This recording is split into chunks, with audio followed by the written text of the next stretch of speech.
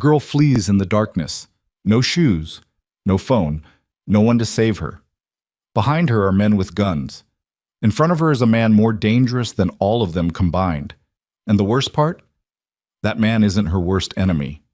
The worst is the man who called her his daughter for 24 years. This is the story of a blood debt, an incorrigible criminal, and a woman who survived hell, and then walked straight into another hell. Like and comment the city you're viewing to let me know how far my story has progressed. And don't go anywhere because this is just the beginning. The parking structure smelled like rust and old motor oil and something else. Something copper and warm that Elena Vale recognized as her own blood before she even raised her hand to her face. She ran anyway, bare feet slapping against black concrete, each step sending a jolt up through her ankles, her shins, into the knot of pure animal fear lodged somewhere between her stomach and her throat. The cut above her left eyebrow was the least of her problems. She knew that. She'd known that from the moment she grabbed the flash drive off Vincent's desk and heard the door to the stairwell bang open 3 floors above her. They were faster than she expected. She'd always known they would come. Known it the way you know a storm is coming when the air pressure drops and the birds go quiet. Not a conscious thought, just a pressure in the chest that never fully went away. For 3 months after her father disappeared, Elena had been waiting, paying her rent, working double shifts at the bar on Whacker, telling herself that whatever Vincent Vale had done, whatever hole he'd dug for himself with other people's money, it wasn't her problem. She'd been wrong about that too. The parking structure was 7 levels underground, connected to the Vescari Tower by a service corridor that most people didn't know existed. Elena knew about it because she'd worked a catering job in the tower lobby 2 years ago and spent a smoke break talking to a maintenance guy who'd had too much to drink and too much to say. She'd filed the information away the same way she filed away everything useful, quietly, without making a show of it, in that part of her brain that her mother had once called her survival instinct and her father had called her sneakiness, depending on his mood. She hit the elevator bank at a dead run and stabbed the button with her thumb. The display above the center elevator showed it descending. 42, 39, 36. Behind her, the stairwell door burst open. 2 of them. Big men in dark coats, the kind of coats that hung wrong at the shoulder because of what was underneath. One of them had a phone pressed to his ear. The other had something in his hand that caught the fluorescent light in a way that made Elena's vision go white at the edges. She hit the button again. 30, 27. Don't run. The one with the phone held up his free hand, palm out, like she was a horse he was trying not to spook. We're not going to hurt you. Elena had heard variations of that sentence before. It never meant what people thought it meant. 22, 19. Your father took something that doesn't belong to him, the man continued, walking toward her with that careful, measured pace. You don't have to be part of this. I'm not part of anything, Elena said. Her voice came out steadier than she felt. Old habit. Then put the drive down and walk away. 15, 12. You'll let me walk away? We'll let you walk away. She looked at him for a second, just one, long enough to read the thing behind his eyes that his voice was working so hard to hide. The elevator dinged. The doors slid open. Elena turned and stepped inside, and the first thing she registered was that the elevator was not empty.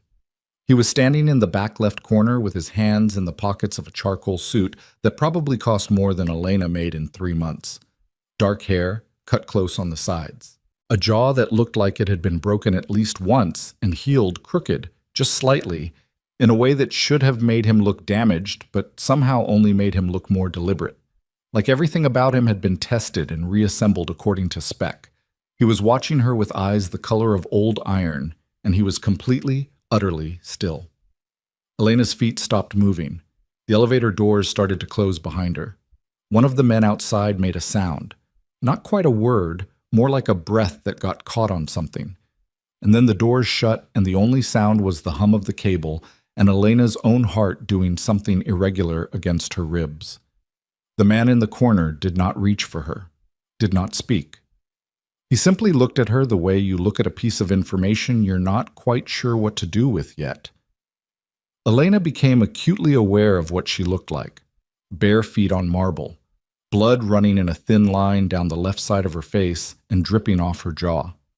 her blouse torn at the shoulder where one of them had grabbed her outside the bar 40 minutes ago before she'd gotten loose. The flash drive still clenched so hard in her fist that the casing had left an impression in her palm. She looked at him. He looked at her. "Which floor?" he said. The question was so ordinary that it took her a second to process it. She stopped, recalibrated. "I need to get out of this building." "That's not a floor." "Lobby, street level, whatever gets me outside." He didn't move to press a button. He was still watching her with that flat, measuring attention, and Elena realized with a cold clarity that he already knew exactly who she was and why she was bleeding and what she was holding in her hand, and that he had known all of this before the doors opened, and that the elevator was already moving.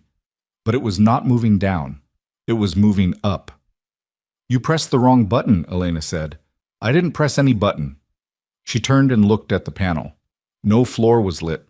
The elevator moved anyway, smooth and controlled, 40 stories of glass and steel cable rising without any instruction that she could see. "Where are we going?" she said. It didn't come out as a question. The man finally moved, just his head, a slight tilt, like he was considering how much of the truth to extend to her. "Up," he said. "I figured that part out." Something shifted in his expression. Not quite amusement. More like the precursor to it, the way a pressure drop precedes a change in weather. "You have something that belongs to me," he said. Elena's hand tightened around the drive. "I don't know what's on this." "That's probably true." "Then you know it's not worth anything to me. I just grabbed it because—" She stopped. She didn't owe him an explanation. She didn't owe him anything. "Because I needed something to run with." "Running with my property," he said, "has a cost." The elevator stopped. The doors opened onto a floor that was not a lobby, not a parking structure, not any floor that a normal occupant of this building would ever see. It was a reception area that looked like it had been designed by someone who understood that real power didn't announce itself. Cream walls, low lighting, a single security desk where a man sat with the posture of someone who had done serious violence in the past and expected to do it again in the future. Elena did not move. "My name is Damien Vescari," the man in the suit said. The way he said it was not an introduction. It was more like setting down a weapon on a table so you could see its weight. "And you are Elena Vale, Vincent's daughter, the one he left behind when he ran." Her stomach dropped about 3 inches. "You know my father." "I know what he took from me." He stepped out of the elevator. When he turned back to look at her, one hand resting against the door frame to hold it open, his expression had settled into something careful and completely without warmth. $8 million, 4 years of laundered accounts, and whatever is on that drive, which I suspect is considerably more valuable than either. Elena stood inside the elevator and looked at the man looked back at her, and she thought about what was below her. Parking levels, concrete, the 2 men in dark coats who were probably already riding another elevator up. And she thought about what was above her, which she couldn't see yet, and she thought about her father, who was somewhere she didn't know with money that wasn't his. And she thought about her own feet, bare and cold on elevator marble. And she did the math the only way she'd ever learned how to do math, which was fast and without sentiment. She stepped out of the elevator. Damien Vescari let the doors close behind her. They gave her shoes. That was the first thing. A pair of flat-soled slippers that someone produced from somewhere, a closet, a drawer, she didn't see where, and set in front of her on the floor of a room that was half office, half observatory. The entire north wall a sheet of glass that looked out over Chicago in the middle of a rainstorm. The city below was a smear of orange and white, and the particular wet darkness that came with November rain. And Elena stood in front of it with her arms wrapped around herself and her face cleaned up by a woman who hadn't spoken a single word while she worked, and hadn't looked Elena in the eye once. Damien Vescari sat behind a desk that held exactly 3 things: a laptop, a glass of water, and the flash drive, which he'd taken from her somewhere between the elevator and the office, and which Elena was only now realizing she'd let go of without a fight. She didn't remember handing it over. That bothered her more than the blood had. "Your father opened those accounts in 2019, Damien said. He wasn't looking at the laptop. He was looking at her. He was supposed to be managing offshore distribution for 3 of my business ventures. Instead, he was skimming, small amounts at first, then larger. Then last spring, he moved everything, all of it, 8.2 million, into a set of accounts I've spent 6 months trying to trace. I haven't spoken to my father in 4 years, Elena said. I know. Then you know You're not his accomplice, Damien said. That's already been established. You're his daughter, which is something else entirely. One of his men was in the room, not the two from the parking structure, a different one, older, with a scar that ran from his left ear to the corner of his mouth, and a face that had stopped being surprised by anything sometime around 2003. He was standing near the door with his hands clasped in front of him and had not moved since Elena came in. Reyes, Damien said. The man near the door straightened slightly. She's the daughter of Vincent Vale, Reyes said, and his voice had the flat, informational quality of someone reading from a document. The accountant who moved the Caracas funds before disappearing. We've been watching her for 2 months. Watching me, Elena repeated. We needed to know if you were in contact with him, Damien said. Not apologetic, just factual. And? You're not. Elena looked at him. So then what am I? Damien leaned back in his chair. He had the kind of stillness that wasn't calm. It was control, which was different, the kind of stillness that came from having learned a long time ago that the first person to move usually lost. His eyes stayed on her face, and Elena had the deeply uncomfortable sensation of being read, of every micro-expression and defensive posture being catalogued and filed. You're a blood debt, he said finally. Elena laughed. It came out shorter and harsher than she intended. I'm not my father's debt. In my world, you are. Then your world is wrong. Something moved across his face, too fast to catch, gone before she could name it. He looked down at the drive for a moment, then back at her. What do you know about the flash drive? He said. Nothing. I told you. You grabbed it off a desk while running for your life. You knew it mattered. I knew it was the only thing in that apartment that might give me leverage, she said. I didn't know what was on it. I still don't. It contains financial records, he said. Not mine. A network of accounts tied to people considerably more dangerous than me. He paused, and the pause had weight to it. Your father was not only stealing from me. He was also selling information to people who would very much like this drive to disappear, along with anyone who touched it. The rain hammered the window. Below them, 40 stories down, Chicago moved through its night without any awareness that anything significant was happening up here. Elena thought about that. The way you think about a thing when you're trying to determine whether the person telling it to you is telling it for your benefit or for theirs, and whether that distinction matters. So I'm in danger, she said. Yes. From the people my father sold information to. Among others. And you're offering to protect me. I'm offering you a choice, Damien said, which is more than your father offered the people he stole from. What choice? He was quiet for a moment. Then he stood, and coming to his full height, he was taller than she'd registered in the elevator, broader in the shoulder, and the suit sat on him like armor that happened to be expensive. 3 years, he said. You remain under my roof, under my protection. You do not contact the outside without my knowledge. You do not attempt to locate your father or make arrangements to pass information to anyone outside this network. He moved around the desk, not toward her, just into the room, like he was giving her space and closing it simultaneously. In exchange, I keep the people hunting Vincent's information away from you, and at the end of 3 years, the debt is cleared. You walk out with a new identity, enough money to start somewhere clean, and no one from this world will ever look for you again. Elena stood in front of the window with the rain behind her and looked at Damien Vescari and thought about what 3 years meant when you were 24. Thought about what the alternative looked like. The men in the parking structure, the information on that drive, people considerably more dangerous. Thought about the apartment she wouldn't be going back to, the bar shifts she wouldn't be working, the careful ordinary life she'd constructed out of nothing that had just been demolished in the space of one rainy Tuesday night. And if I say no, she said, then Reyes drives you to the street and you're on your own. Damien's voice didn't change. And you'll be dead within 48 hours. You sound certain. I am. She looked at him for a long time. He didn't look away. 3 years, she said. 3 years. I'm not doing anything illegal. That's negotiable. It's not. Something shifted in him again. That same fast movement behind the eyes, there and gone. Fine, he said. And I'm not. She stopped, started again. I have conditions. You're not in a position for conditions.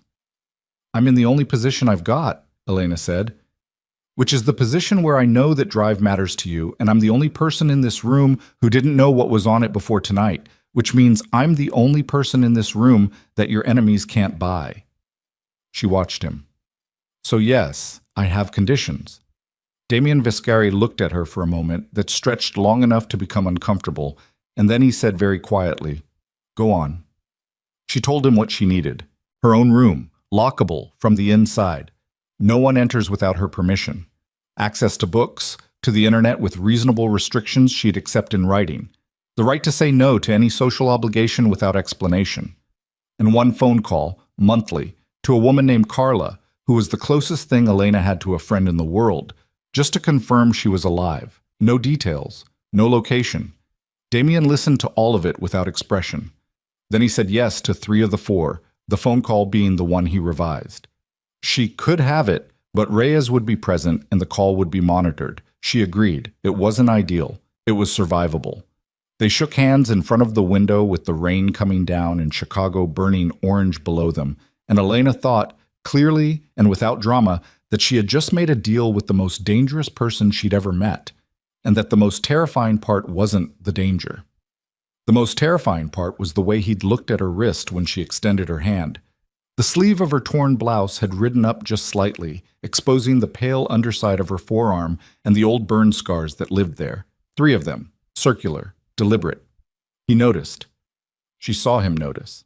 He shook her hand anyway and said nothing, and that silence landed on her chest like a stone. The room they gave her was on the 38th floor, northeast corner, with 2 windows and a lock on the inside that she tested 6 times before she was willing to get close to the bed. The sheets were white and expensive, and Elena sat on the edge of the mattress in the slippers and the borrowed clothes someone had left outside the door and stared at the wall and listened to the rain. The estate on Lake Michigan was where they moved her the next morning. She hadn't expected the size of it.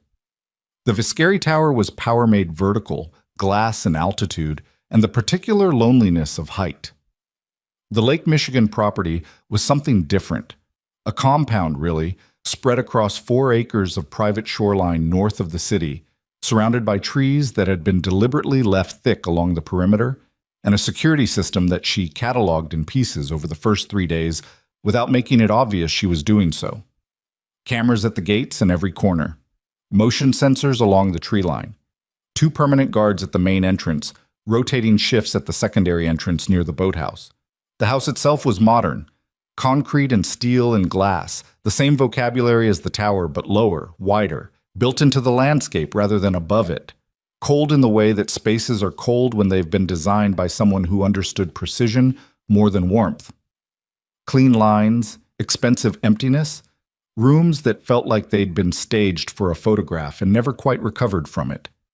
Elena had lived in worse places than cold and precise. She unpacked the few things they'd retrieved from her apartment, her clothes, her notebooks, the broken-spined paperback copy of a crime novel she'd read 3 times because she'd never gotten around to replacing it, and arranged them in the room she'd been given the same way she always arranged things in new rooms, which was neatly and with clear sight lines to both the door and the window.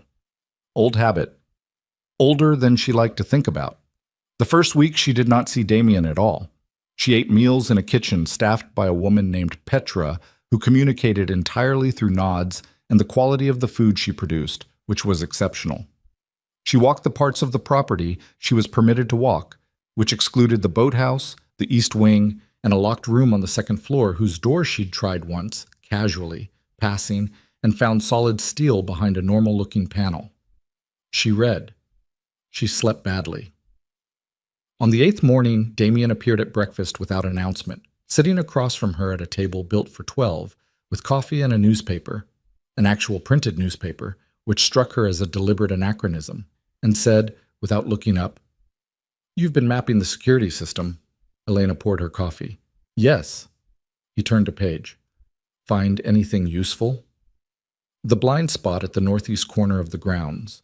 The camera rotation that leaves the boathouse door unwatched for 40 seconds every 8 minutes. The fact that your overnight shift changes at 3 a.m., and there's a 6-minute gap where the east gate is technically unmanned. Damien set down the newspaper. He looked at her with that iron-colored attention. And? He said. And nothing, Elena said. I'm not trying to run. I shook your hand. A lot of people shake my hand. I know what my word means, she said. Do you want to know where the blind spots are? Or not? A pause. Yes, he said. So she told him, and he listened without interrupting. And when she was done, he called Reyes and gave instructions in a voice too low for her to catch. And then he picked up his newspaper again and said, without looking at her, You have a talent for this. For what? Seeing systems, finding where they break. It's just math, Elena said. Everything is math if you look at it long enough. He looked at her over the top of the newspaper, just for a second. Finish your coffee, he said. I want to show you something. What he showed her was the money. Not literally, not stacks of bills in a basement, nothing so blunt. What he showed her was the architecture of it, the elegant, invisible machinery by which criminal money became legitimate money, became investment returns and charity endowments and political donations and the kind of wealth that got your name on the side of a library. He laid it out for her in his office in the East Wing.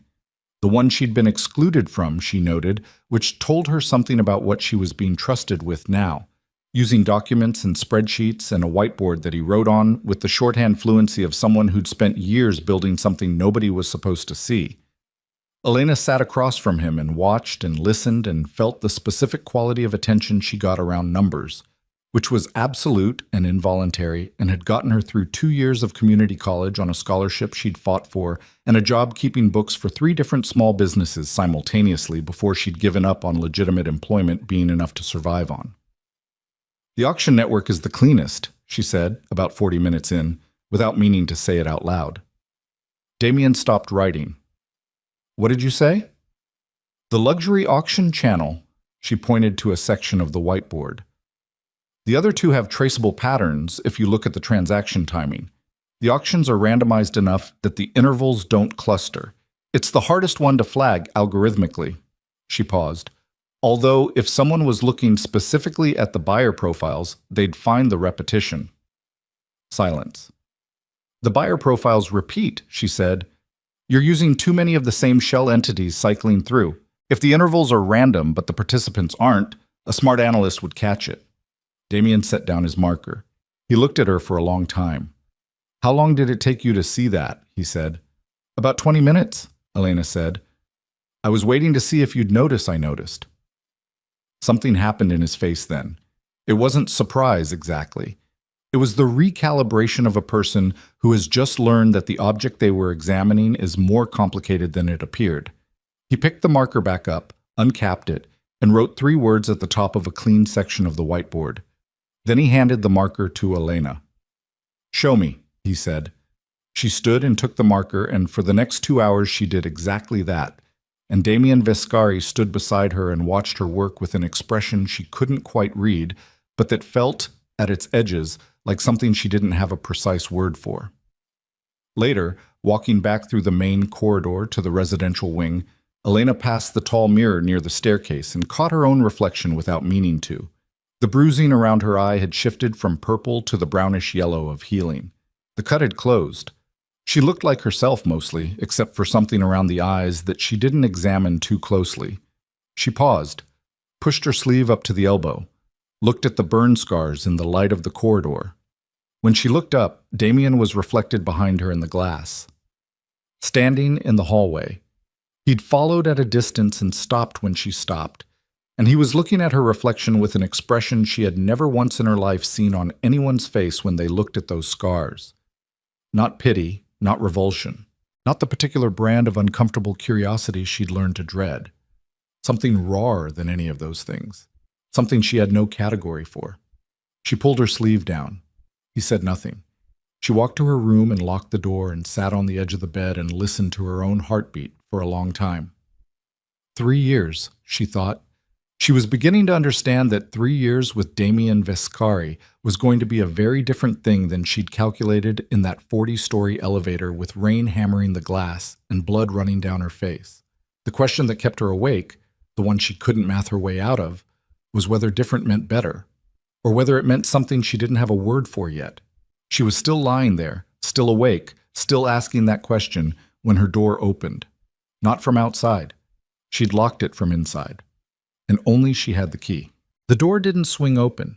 It eased, slowly, the way someone moves when they're trying to determine whether the person on the other side is awake or asleep before they commit to either direction. Elena was off the bed before she'd made a conscious decision to move. On her feet, back against the wall beside the window, the lamp from the nightstand already in her right hand, base up, the way you hold something when you intend to use it and not just threaten with it. The door opened fully.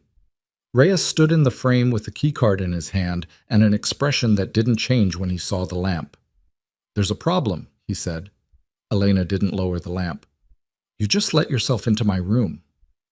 Mr. Vescari said, "I had a lock," she said. "From the inside. That was the agreement." The agreement also assumed you'd answer when knocked on. Reyes's voice was the same temperature it always was, which was approximately the temperature of a February sidewalk.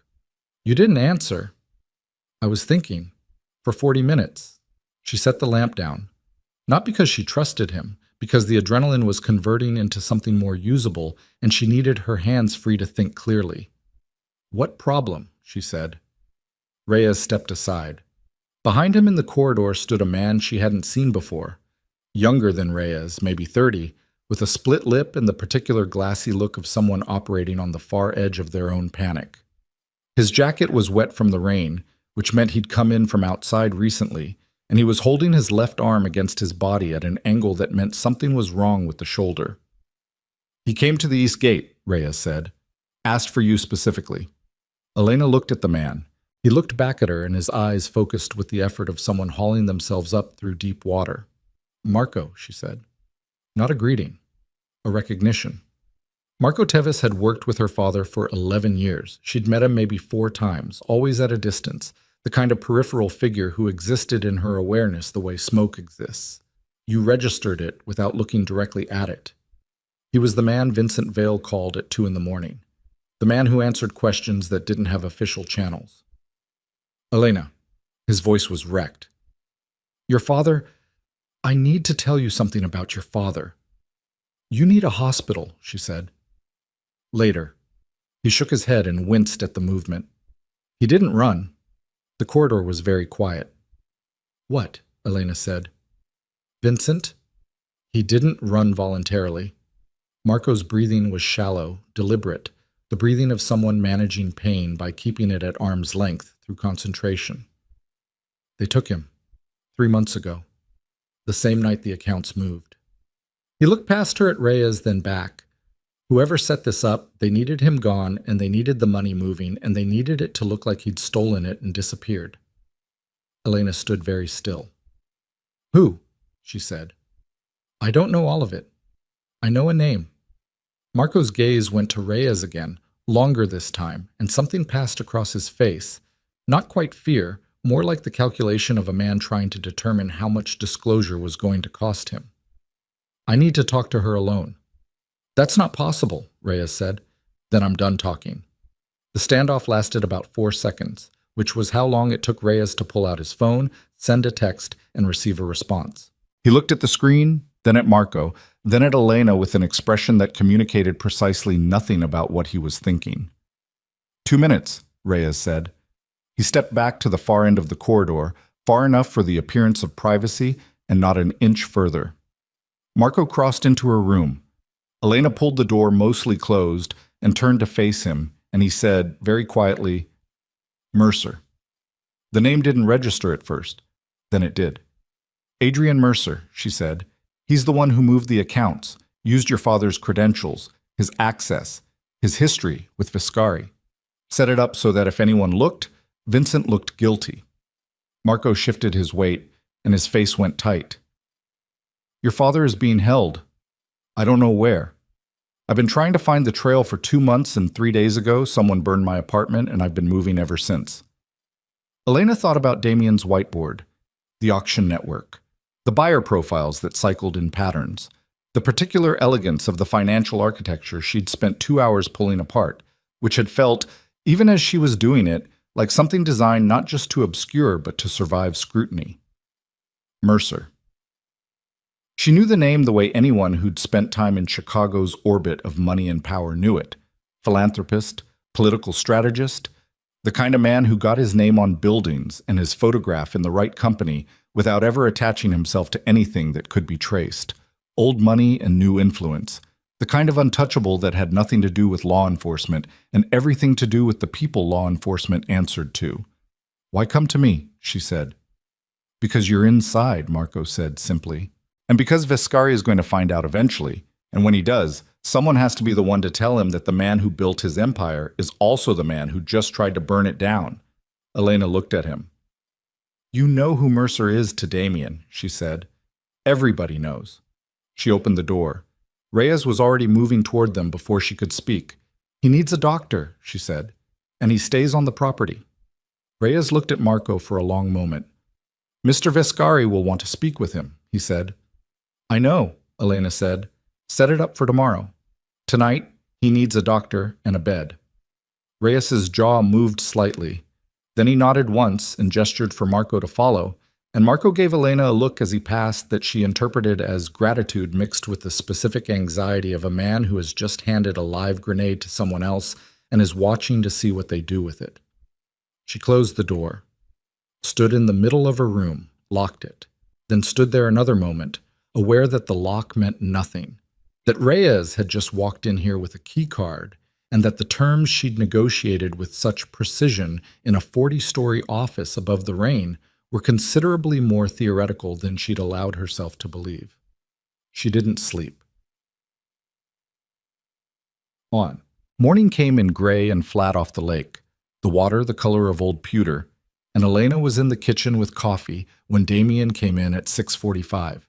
He was already dressed, jacket on, and he had the contained, purposeful energy of a man who hadn't slept either, but wasn't going to make it anyone else's problem. He stopped when he saw her. "You know," he said, "Marco Teves came to the East Gate last night." "I'm aware." He poured coffee, didn't sit. "He told you about Mercer." It wasn't a question. Elena looked at her cup. "Did you already know?" she said. The pause before he answered was short, but it was there, and she filed it. "I had a suspicion," he said. "Not a certainty. The account movement had Mercer's fingerprints in the architecture, but fingerprints aren't evidence, and Adrian Mercer is untouchable." "Complicated," he said, and the word cost him something that showed briefly in the set of his shoulders before he controlled it back. Elena looked at him. "Reyes said everyone knows what Mercer is to you." Damien's coffee cup went down on the counter with a precision that wasn't quite controlled enough to be casual. "Reyes talks too much," he said. "He didn't say specifics. I'm asking for specifics." "You're not entitled to them." "I'm living in your house," Elena said. "Someone is using your money to make it look like my father is a thief. That same someone apparently has enough access to your inner circle to have orchestrated this without you catching it for 3 months. She kept her voice level. It took effort. "I think I'm entitled to know whether the person behind all of that is someone you'll actually move against." Damien turned to face her fully. He did it slowly, the way you turn when you're buying yourself a second to decide something. "Mercer," he said, "took me in when I was 17 years old, after my father was killed. He funded the first legitimate business front that made everything else possible. He introduced me to the right people at the right time, in the right rooms." His voice was even, utterly even, in the way that things are even when the person speaking them is pressing down on something with both hands. "He is the reason I exist in the form I currently exist in. And he's been stealing from you. Apparently. And before that," Elena said carefully, "he was using your organization to protect himself. Also, apparently. So what are you going to do?" Damien looked at her for a moment that stretched in a way she felt physically, like pressure changing in a room. I'm going to verify, he said. Before I do anything else, I'm going to verify. And if it's true, then we'll have a different conversation. Elena held his gaze. That's not an answer. It's the only one I have right now. He picked up his coffee again, and the motion was deliberate enough that she understood it was a closing gesture. Don't talk to Marco Tevis again without Reyes present. Marco came to me. I know, I'm not blaming you for it. He moved toward the door, then stopped without turning around. How did you know what to say to Reyes about the doctor and keeping Tevis on property?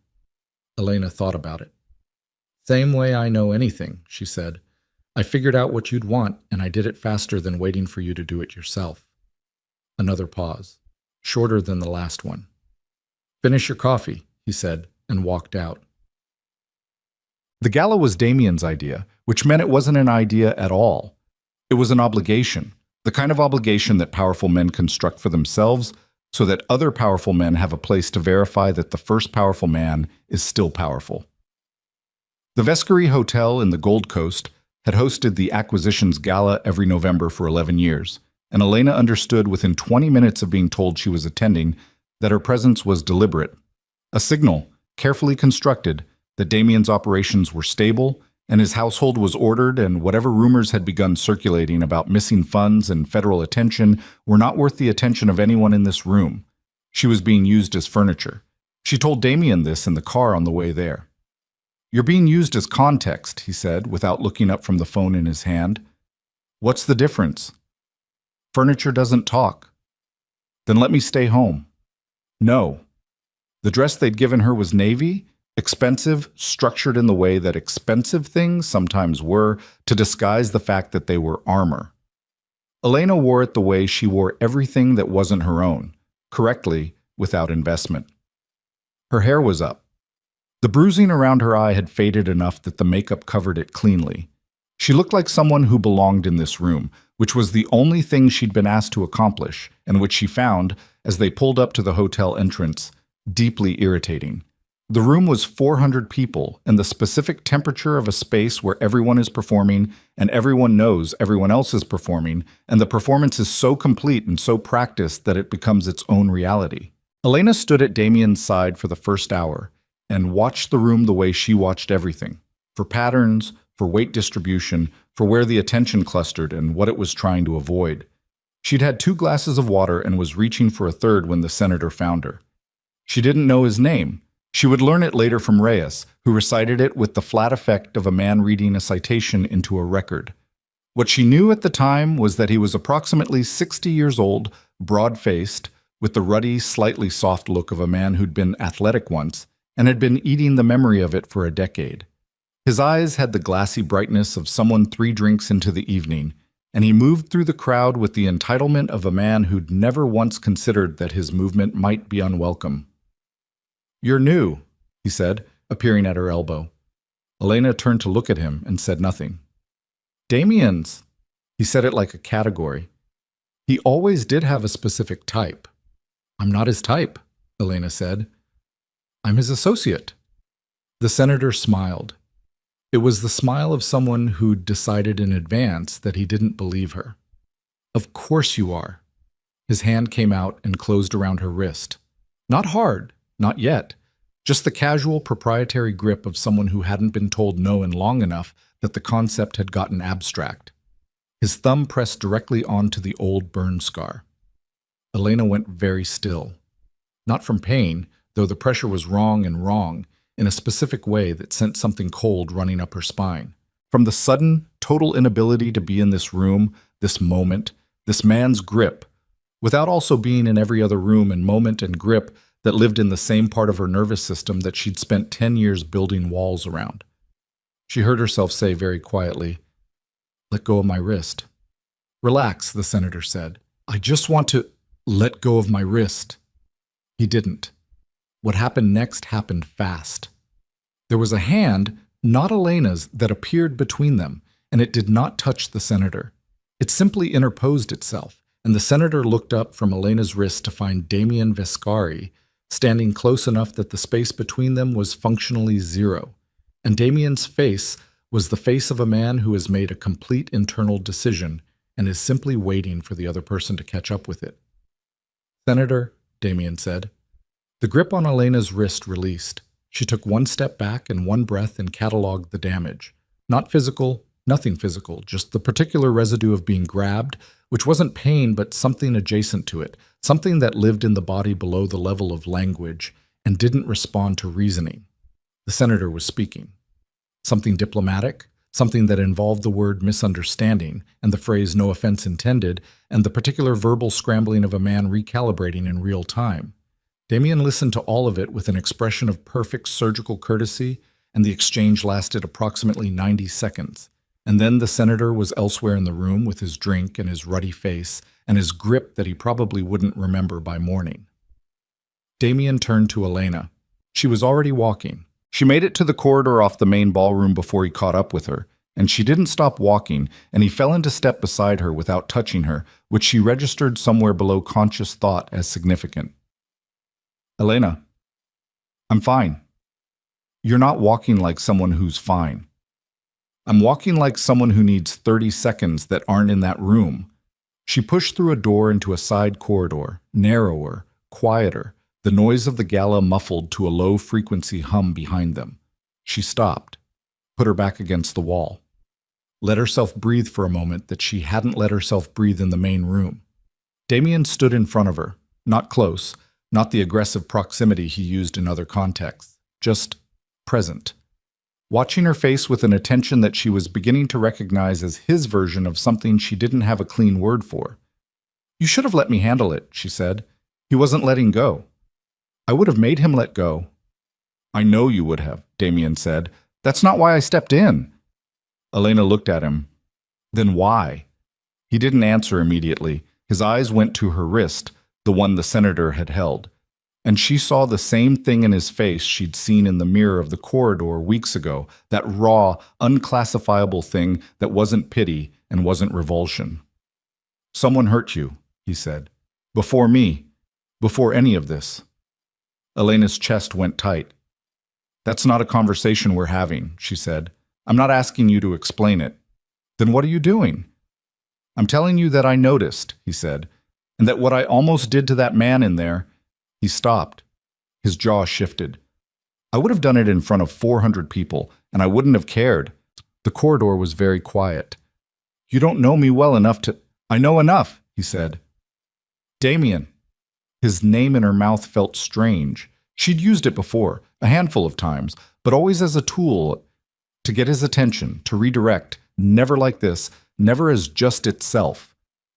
"Whatever you think you know about what happened to me, it doesn't change your position, or mine. We have an arrangement. The arrangement doesn't require me to watch someone." "Stop," she said, sharper than she meant it. He stopped. She took a breath. "I have spent a significant amount of my life managing how people react to the things that happen to me. I'm very good at it. I don't need you to—" She stopped, restarted. "I need you to not make it harder." Silence. "How do I make it harder?" he said, and his voice was different, lower, the control slightly differently applied, like the difference between a locked door and a held shut one. "By looking at me like that," Elena said. He looked away. It was the fastest she'd ever seen him move to accommodate another person. They stood in the corridor for another minute without speaking. Then Elena pushed off the wall and straightened the line of her dress and said, "We should go back in." "You don't have to." "Someone has to stand next to you and look like everything is stable and ordered," she said. "That's why I'm here." She walked back toward the ballroom door. Behind her, Damien said quietly, "That's not the only reason." She pushed through the door without turning around. It was 3 weeks later that Damien found the medical records. He didn't tell her immediately. She understood that later, piecing the timeline together from things Reyes let slip and from the shift she felt in Damien's behavior. Small things. Things that would have been invisible to anyone who hadn't spent months in close proximity to a man who communicated primarily through precise, calibrated control. He became quieter. He stopped sending her out of rooms when sensitive conversations happened. He stood between her and doors without apparently being aware that he was doing it. She let it build until she couldn't anymore. It was a Tuesday. "Rain again," Chicago in November had only 2 modes, and this was the wet one. Elena was working in the East Wing office, cross-referencing the buyer profiles from the auction network against a database of corporate shell registrations that Damien's tech team had pulled, looking for the overlap she'd suspected since the first night on the whiteboard. She found it at 11:43 in the morning. 64 shell entities, 17 of them tracing through layers of incorporation back to a holding company registered in Luxembourg in 2011. The holding company's registered agent was a law firm. The law firm's primary client, listed in a leaked disclosure document from a regulatory proceeding 4 years ago, was a private trust called the Mercer Family Foundation. Elena sat with that for a long moment. Then she started looking for her father. It took her 40 minutes of moving through the network, carefully, quietly, using access she'd accumulated over weeks in ways that Damien's team had apparently not specifically restricted because they hadn't anticipated she'd know where to look, to find the encrypted partition in Vincent Vale's old account infrastructure. It wasn't financial records, it was medical records. Hers. Elena's hands stopped moving on the keyboard. The documents were time-stamped. 12 years old. 14. The language was clinical, which somehow made it worse. The flat, descriptive vocabulary of hospital intake forms and attending physician notes, fractures and lacerations, and the particular bureaucratic euphemisms that medical professionals had developed for writing about things they didn't want to formally name. Accidentally fell. Consistent with a fall downstairs. Patient declines to specify cause of injury. She read every word. All of it. Every admission. Every discharge. Every note that said one thing in the language of documentation and another thing entirely in the white space between the lines. She was so deep in it that she didn't hear the door. She didn't hear Damien come in. She became aware of him only when she noticed that the room had become very still, in a way that rooms become still when another person's shock fills the available space and crowds out everything else. She looked up. He was standing on the other side of the desk, and he was looking at her screen, and his face was the face of a man who has just seen something that has broken a fundamental assumption he'd been operating on, not just modified it, not just complicated it, but cracked it cleanly at the base so that everything built on top of it is now in question. "You already knew," she said. His eyes came to her face. "I found them 6 days ago," he said. The number landed like something physical. 6 days, Elena said. "I was trying to—" He stopped. The control was there, but it was different now, applied to something different than she was used to seeing him manage. "I didn't know how to—" 6 days, she said again. "Elena, you read my medical records." Her voice was very quiet, very flat. The kind of flat that wasn't calm, but was the thing that lived on the other side of calm, past the point where the emotional register simply stops having accessible language for what it's doing. "You read everything. You knew for 6 days, and you didn't—" "I didn't know what to say to you." "So you said nothing." "I was trying to find out who," he said. "Before I came to you with it. I wanted to have more than just—" "Stop." She stood up. The chair scraped back, and she was on her feet and moving before she'd made the decision to move, not toward the door, just away from the desk, away from the screen. The need to not be sitting while this was happening overriding everything else. "Don't explain your process to me. Don't." She put her hands on the windowsill and looked out at the gray lake. Her reflection looked back at her from the glass, pale, controlled, hands gripping the sill with the specific whiteness of restrained force. Damien did not follow her to the window. She registered that. "My father," she said. "He had those records." "Yes." "In a hidden partition." "Yes." "Why would he—" She stopped. The answer to the question arrived before she finished asking it, in the particular way that answers to questions you've spent years not asking tend to arrive. All at once, fully formed, with the weight of something that was always true and is only now permitted to be seen. She heard her own breath change. "He was keeping them," she said, "as inventory." The word came from somewhere she didn't intend. It was the right word. She knew it was the right word the way you know something is true, not because you've verified it, but because your entire nervous system has already processed it and is simply waiting for your conscious mind to catch up. Behind her, Damien said nothing, which was the only possible correct response. She stood at the window for a long time. The lake didn't change. The rain came down at an angle off the water, steady, indifferent, the kind of weather that continues regardless of what happens inside the rooms that look out at it. Then she said, "Who?" One word.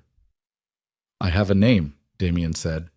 His voice had gone to somewhere she hadn't heard it go before, not cold, not controlled, not the iron-flat register he used for business or threat. Something lower, something that sounded like what remained of a voice after everything performative had been stripped out of it. "I need you to understand that when I tell you, it changes things." "Tell me."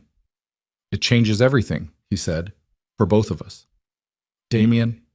She turned from the window. He was still standing where he'd been, across the desk, and his hands were at his sides, and he looked, for the first time since she'd met him in that elevator with blood on her face and a flash drive in her fist, like a man who did not know with certainty what he was going to do next. "Tell me the name," she said. Damien looked at her. "Adrian Mercer," he said. Elena had already suspected. She'd known since Marco Teves appeared at the East Gate. But suspicion and confirmation are not the same country, and she felt the difference between them now as a physical thing, a shift in atmospheric pressure, the moment before the weather breaks. She watched Damien's face as he said the name, watched what it cost him, and understood for the first time what she was actually asking him to do. Because the man who had put cigarette burns on her wrists and broken ribs and damage into her medical records in language too careful to ever admit what it was describing, that man was not a stranger to Damien Vescari. That man was the closest thing Damien had ever had to a father. And the look on Damien's face right now, in this office, with the rain coming down off Lake Michigan and the name hanging between them like smoke, that look was not the look of a man deciding whether to act. It was the look of a man who has already decided and who knows that the decision is going to cost him. The name didn't echo. That was the thing about truly devastating words. They didn't echo, didn't reverberate, didn't do any of the dramatic things that language was supposed to do when it carried sufficient weight. Adrian Mercer. 2 words. They landed in the space between Elena and Damien and then simply stayed there, the way a stone stays at the bottom of still water, visible and immovable, and changing the shape of everything around it by its mere presence. Damien hadn't moved from his position across the desk. Elena hadn't moved from the window. The rain continued its indifferent work against the glass. "How long?" she said. Her voice came out at a register she didn't entirely recognize, not the flat, managed tone she'd spent years perfecting, but something underneath that, something that had apparently survived all the years of management intact and was now speaking without permission. "How long have you known him?" 23 years, Damien said, "since you were 17. "Since I was 17. She looked at him. Really looked. Not the way she usually looked at him, which was strategic, cataloging, the way you look at a landscape you're trying to navigate. This was something else. This was looking for the thing underneath the thing, the crack in the foundation. Because if there was ever a moment to see it, it was now, when his face was doing something he wasn't fully controlling. What she saw was not what she expected. She expected the calculation. The management of competing interests, Mercer on one side, the evidence on the other, the mathematics of loyalty and self-preservation being run in real time. That was what she'd prepared herself for, that particular coldness, the kind she'd encountered so many times in so many forms that she'd developed a nearly clinical immunity to it. What she saw instead was grief, not the performative kind, not the kind that people display because the situation calls for it. The real thing, which was ugly and had no particular shape and made his jaw do something she'd never seen it do before, a slight, involuntary shift that he caught after approximately a second and locked back down. She turned from the window and walked to the desk and sat in the chair she'd vacated and said, "Tell me everything you found." Damien sat. He opened the laptop she'd been working on, closed her financial documents without comment, which she noted, and pulled up a folder she hadn't accessed. The files inside were organized with the kind of precision that came from someone putting controlled effort into something emotionally uncontrolled, the neat labeling of a person managing the only part of the situation they could manage. "The medical records go back to when you were 12, he said. His voice was doing the February sidewalk thing again, the controlled flatness, but underneath it she could hear the effort now in a way she hadn't been able to before the grief showed through. The first admission was a broken wrist, listed as a gymnastics injury. The attending physician's notes include one line, that says, patient presented with older periosteal trauma, inconsistent with mechanism described. It's buried in the middle of the intake documentation. Elena looked at the screen. She knew what the document said. She'd read them herself 40 minutes ago, but she let him tell her because the way he was telling her was itself a form of information. The admissions repeat across 4 years, 12 different hospitals, which is deliberate, she said, so no single physician would have the full picture. Yes. His jaw shifted again. The payment records for those admissions are routed through a series of corporate accounts. 3 of those accounts have ownership structures that trace back through 4 layers of incorporation to Adrian Mercer. Elena heard herself breathe. He paid for my hospital stays, she said. He arranged them, chose the facilities. The records indicate, in language that requires some reading between lines, that the referrals came from a single source. Damien stopped. His hands were flat on the desk, and she could see the deliberateness of their stillness. Elena, your father didn't introduce you to Mercer. It was the other way. She looked up from the screen. Mercer introduced himself to your father, Damien said. The financial records I found in Vincent's encrypted accounts, the payments your father received over those 4 years, they weren't gambling debts being covered. They were structured payments, regular intervals. The structure of them matches what you'd see in a contractor relationship. The room was very, very quiet. Say it clearly, Elena said. Your father was contracted, Damien said, and the word came out with the sound of something being torn along a seam that was never meant to open. He was specifically recruited because he had a daughter the right age, and because he needed money badly enough, and because Mercer had spent considerable time developing a method for identifying men like your father with a precision that... Stop, Elena said. He stopped. She sat with it for a moment. The particular quality of understanding something that your nervous system has already known for years. That's the worst of it, she thought. Not the knowing, but the recognition. The moment where the thing you've been storing in the dark place where you keep what can't be looked at directly gets dragged into ordinary light and turns out to be exactly the shape you always suspected it was. Her father hadn't been weak. He hadn't been desperate and stupid and circumstantially terrible. He'd been recruited, vetted, selected.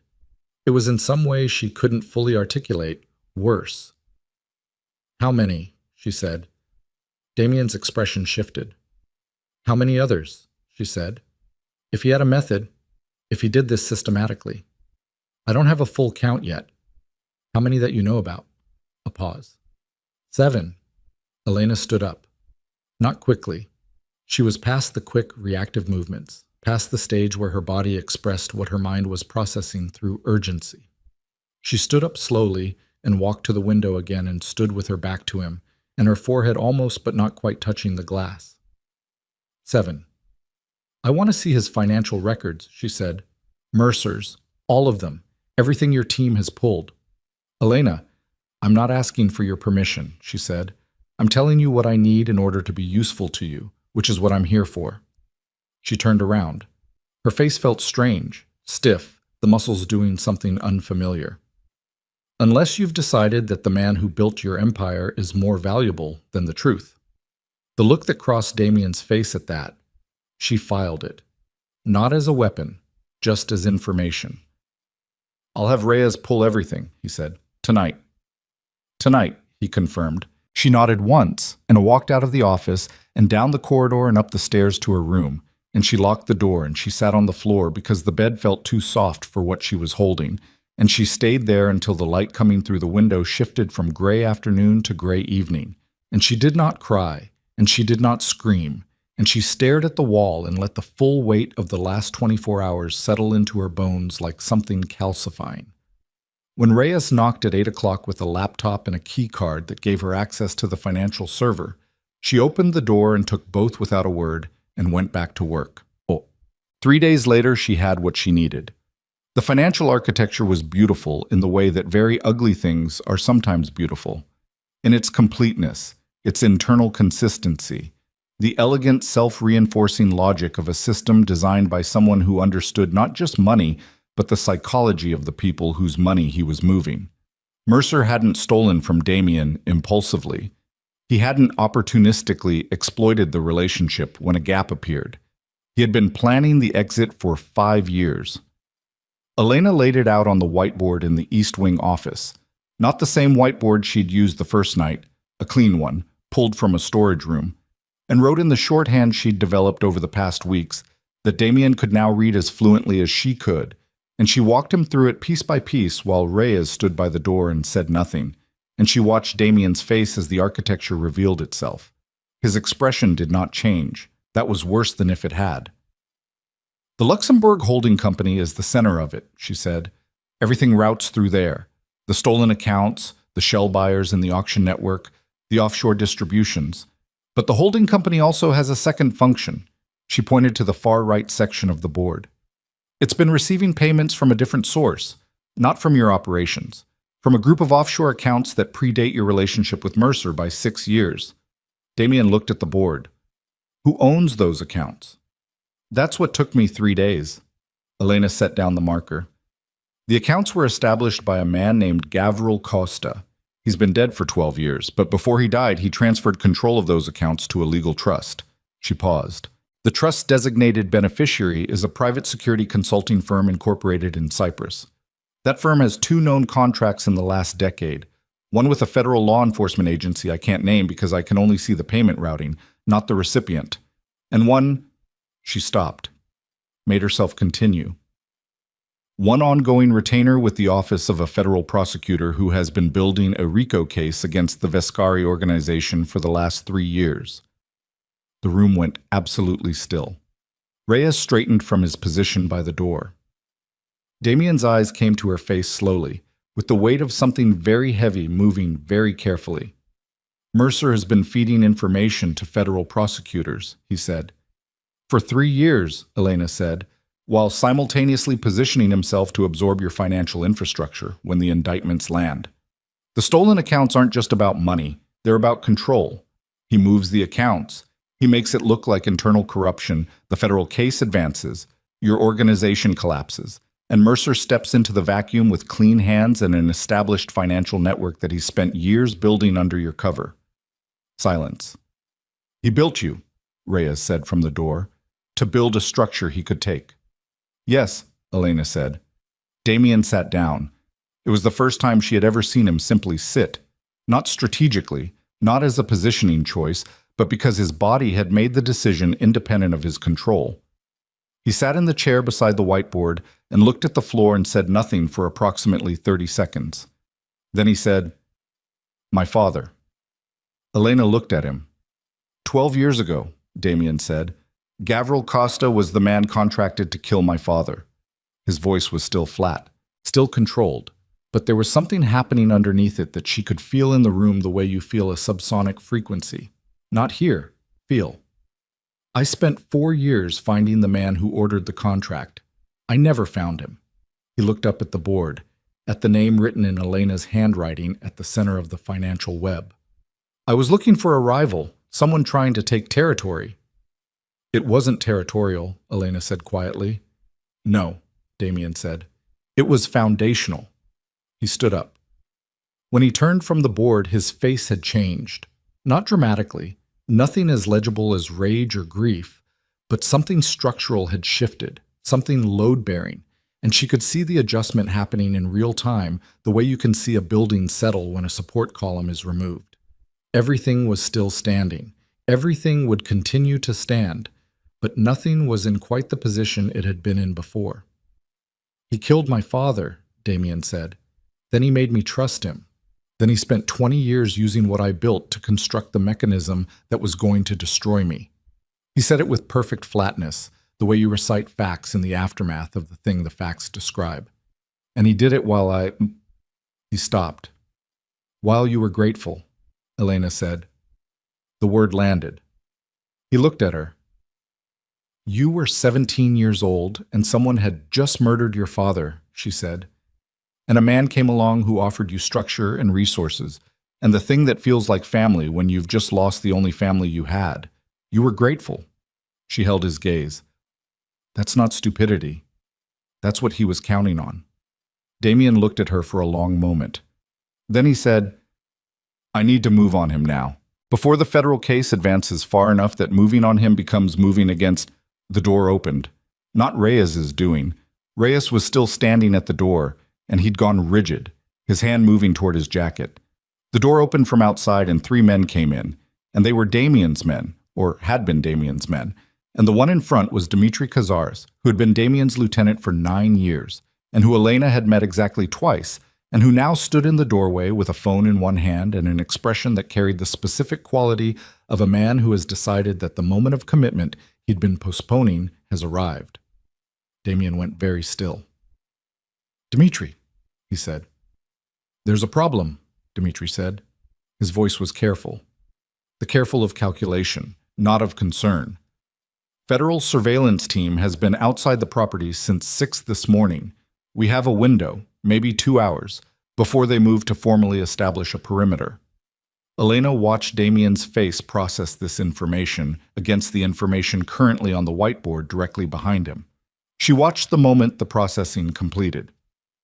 Dimitri's eyes went to the whiteboard, moved across it with the speed of someone skimming for specific information, stopped at the center at the name written in Elena's hand. His expression did not change, not surprise, not shock, not the natural human involuntary response of a man seeing his employer's most protected secret displayed on a whiteboard. Nothing. Elena felt it before she could articulate it, the recognition arriving in the body first, that cold cascade down the spine that preceded conscious understanding the way a shadow precedes a moving object.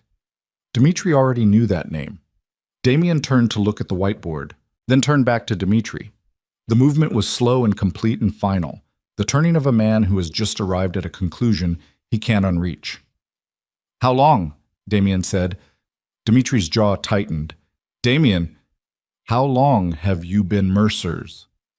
The 2 men behind Dimitri shifted weight, not toward their weapons, not yet, not overtly, but the shift was there, the reconfiguration of bodies that are preparing options. Reyes moved from the door in Elena's peripheral vision. She tracked him without looking directly. 4 years, Dimitri said, not apologetic, not ashamed, the voice of a man who has rehearsed this moment long enough that the performance has become something like conviction. He came to me when the RICO investigation started. I had exposure, old exposure, from a job in 2019 that I thought was buried. He offered to make it disappear. And in exchange, Damien said, information, routing, timelines. Dimitri's eyes moved briefly to Elena, assessing, categorizing, determining what she represented in this new configuration. He didn't want you dead.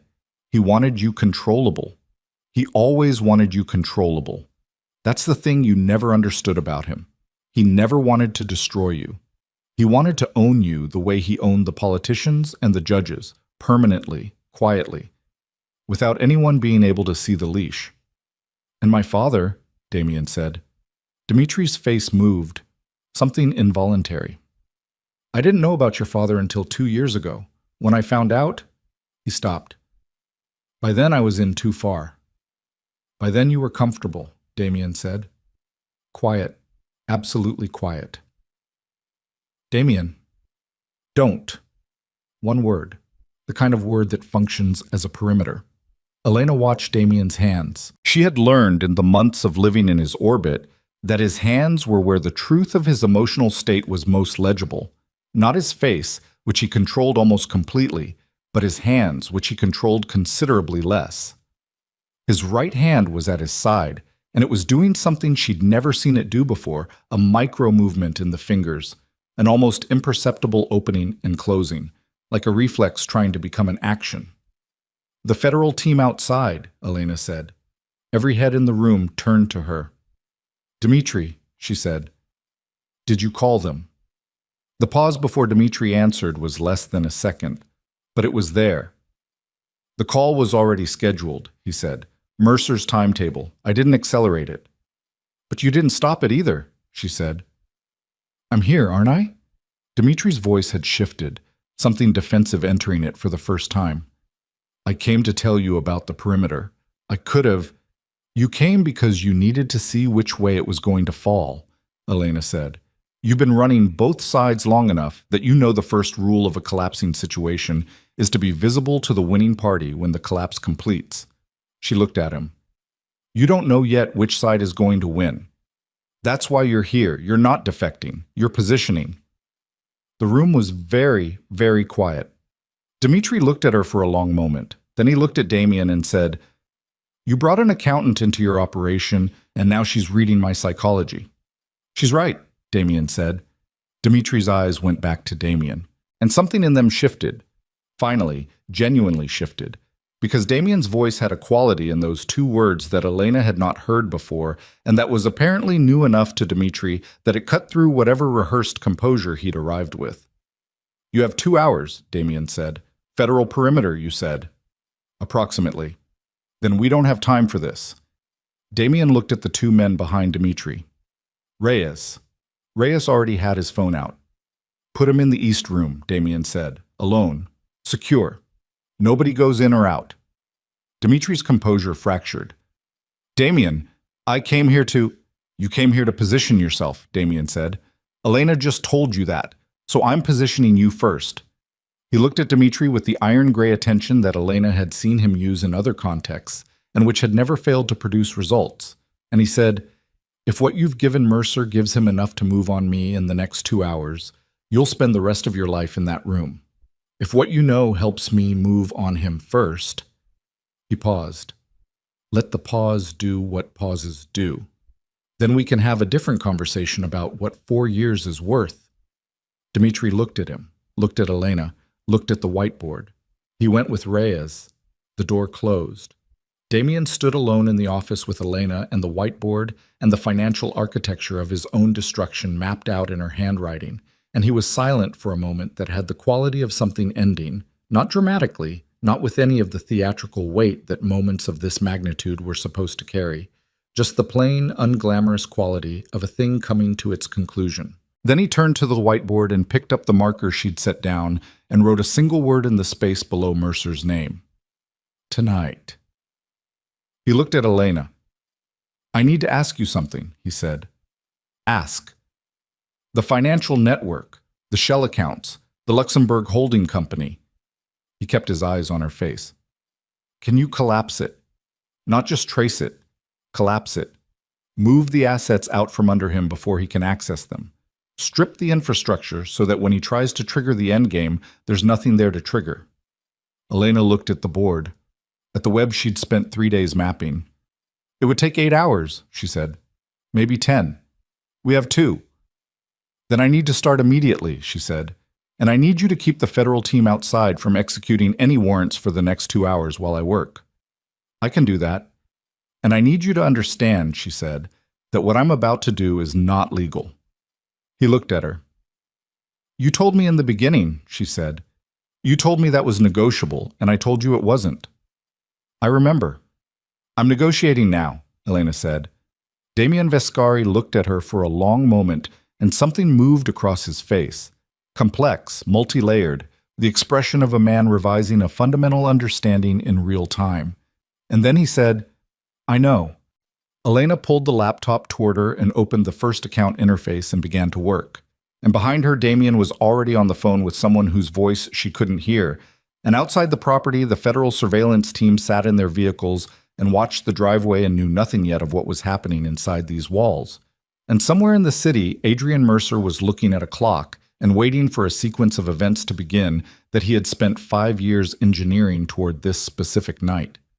He did not know that inside the machine he'd built so carefully, with such patience, across so many years, a 24-year-old woman with burn scars on her wrists and a talent for finding where systems, she worked the way she'd always worked under pressure, without ceremony, without the performance of urgency, just the absolute compression of attention into the task in front of her, everything peripheral becoming irrelevant, the room narrowing to the screen and the numbers and the architecture she'd spent 3 days mapping and was now going to spend 2 hours dismantling from the inside. The first account was the Luxembourg holding company. She went in through a secondary administrative portal that Mercer's team had set up for routine maintenance and apparently never considered a vulnerability, which told her something about how Mercer thought, which was that he trusted the elegance of his own systems more than was warranted. Elegant systems had elegant failure points. You just had to find the aesthetic. 40 minutes in, she'd moved 63% of the primary assets into a set of accounts that existed in a regulatory gray zone she'd identified 3 days ago and noted without knowing she'd need it this quickly. The accounts were real, legitimately registered, and belonged to a series of charitable trusts that Mercer himself had established years ago as part of his philanthropic cover. The particular irony of using his own legitimacy infrastructure against him was not lost on her, but she filed it for later because there was no time for irony right now. Damien came back into the office at the 90-minute mark. "Federal team is still holding," he said. He was looking at his phone, moving without stopping, a quality of contained kinetic energy she'd never felt from him at this intensity. Like something that had been compressed for a long time had reached the limit of what compression could contain. "I have 20 minutes, maybe less, before the U.S. Attorney's office sends the order to advance regardless of what our people on the outside are doing. I need 40. You have 20. Then I need you to stop telling me how long I have and let me work." He stopped, looked at her screen, looked at her face. "What do you need?" he said. "The Cyprus firm," she said without looking up. "The security consulting company that holds the retainer with the federal prosecutor.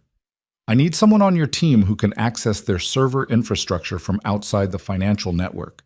I can see the account structures, but I can't get to the operational files from here, and if there's documentation of what Mercer gave them, documentation with dates and specifics, that's leverage. That's the thing that makes this survivable beyond tonight." Damien had his phone up before she finished the sentence. She heard him speaking to someone, not Reyes, a different voice, younger, faster. And she went back to the screen and kept working.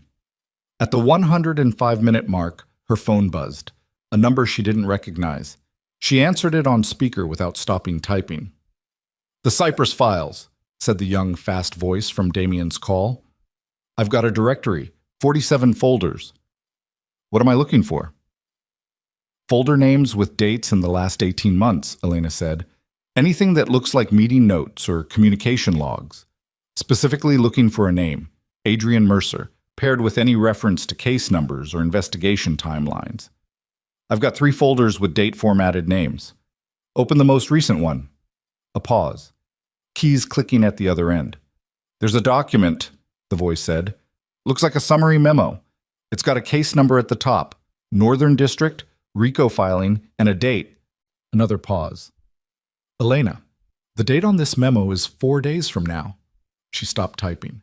"Read me the relevant section," she said. "It says, quote, asset freeze orders to be executed simultaneously with property warrants, coordinated with parallel action by cooperative party to ensure transfer of financial controls prior to indictment announcement." Cooperative party is named as a breath.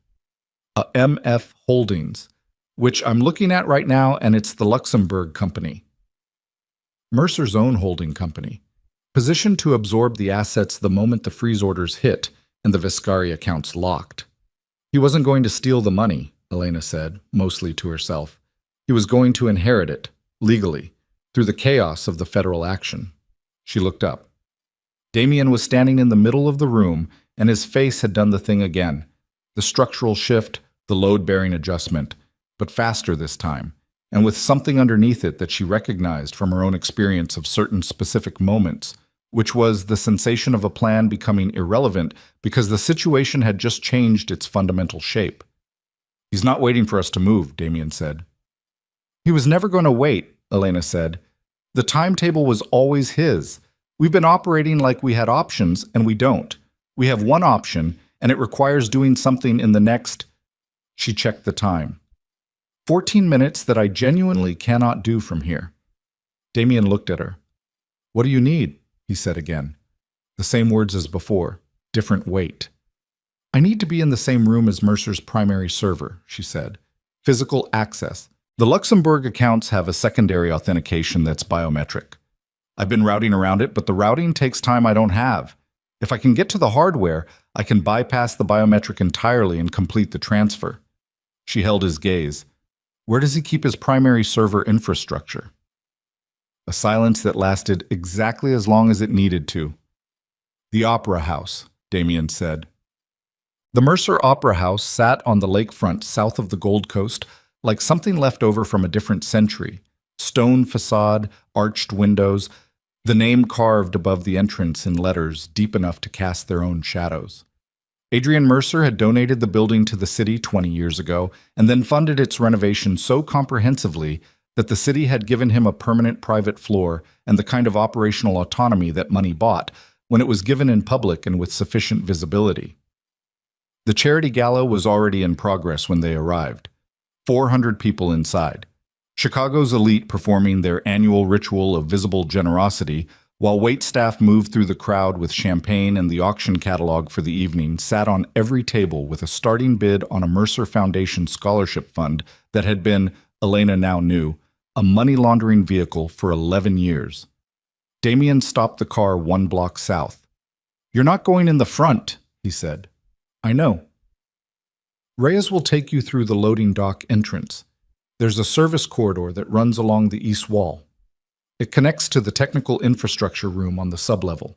He turned to look at her. His face in the dark of the car was stripped of most of its usual architecture, just the planes of it, the jaw, the iron-colored eyes. "The server room will be locked. There'll be at least one of Mercer's security people on that floor." "I'll manage the lock," Elena said. "What about the security?" A pause. "I'll manage the security," Damien said. She looked at him. "You're going in the front." "I have an invitation," he said. "I've attended this gala for 8 years. Mercer expects me here. My absence would tell him something's wrong faster than my presence will. And when he sees you—" "He'll perform," Damien said. "He's been performing for 23 years. He'll perform tonight." Something crossed his face, there and gone. "And while he's performing, I need you to finish what you started in the East Wing." "And if I can't finish in time?" "Then we do this differently," he said, "and differently means worse." Elena opened the car door. The November air hit her immediately, cold off the lake, with the smell of rain coming that hadn't started yet. She was still wearing the clothes she'd been in when this started, not the gala dress, just her own clothes, dark enough and plain enough to not attract attention in a service corridor. She stopped with 1 foot out of the car.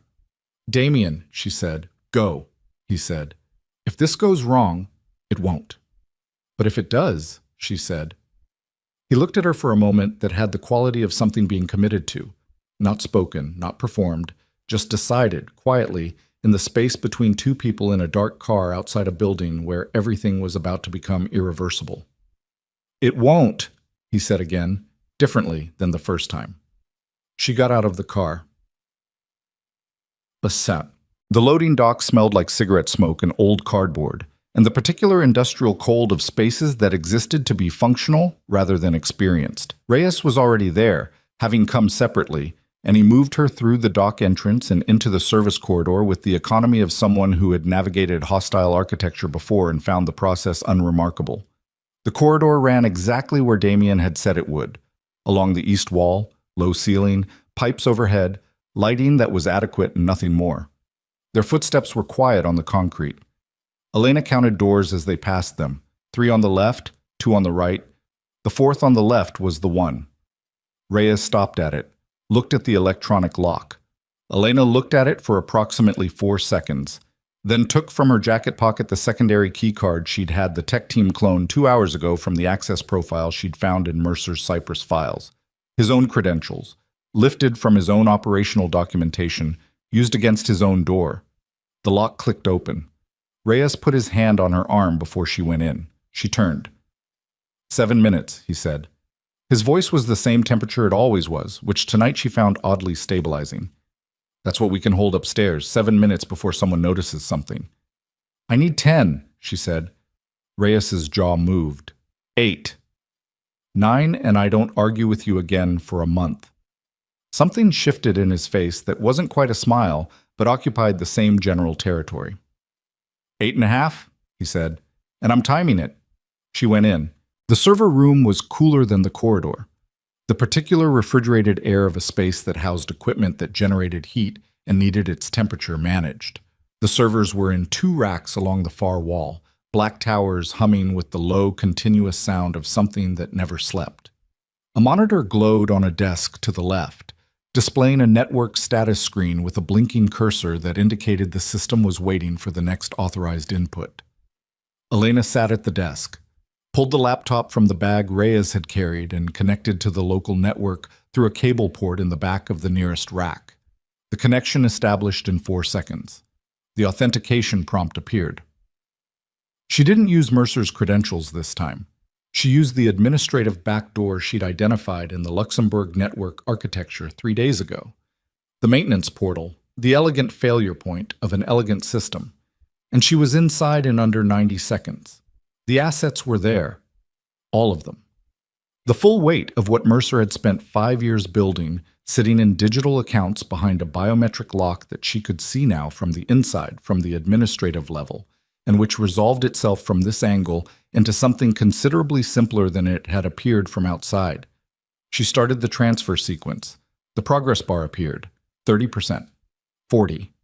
Upstairs she could hear, faintly, through the ceiling and the floors, conducted through the building's structure, the sound of 400 people attending a charity gala, glasses touching, a string ensemble, the particular acoustic quality of a room full of money performing ease. 60%. Her phone buzzed. Reyes, problem. Upstairs, keep working. She kept working. 70. The door to the server room opened. Not Reyes. A man she didn't know. 30s, security jacket, the build of someone who spent time in the gym because his job required it and not because he enjoyed it. He stopped in the doorway when he saw her, and his hand went toward his jacket before his brain had fully processed what he was seeing. Stop, Elena said, without looking away from the screen. I'm almost done, and if you interrupt this transfer sequence, we both lose something we don't want to lose. The man's hand paused. Who are you? He said. Someone who has been inside your employer's financial network for the last 3 hours, Elena said, which means I know things about your employer that would make your current employment situation significantly less appealing if you were aware of them. 80%.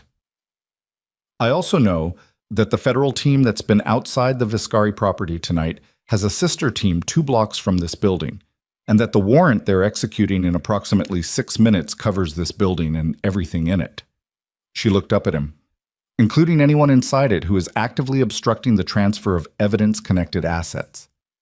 The man looked at her, looked at the screen, looked at the connection cable running from the rack to her laptop. You're moving money, he said.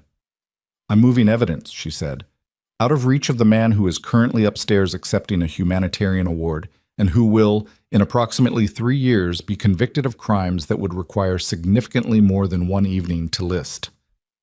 90%. You can stop me, in which case you're complicit, or you can step out of this room and not have been here. A long, loud silence. The man stepped out of the room. The door closed. 100%.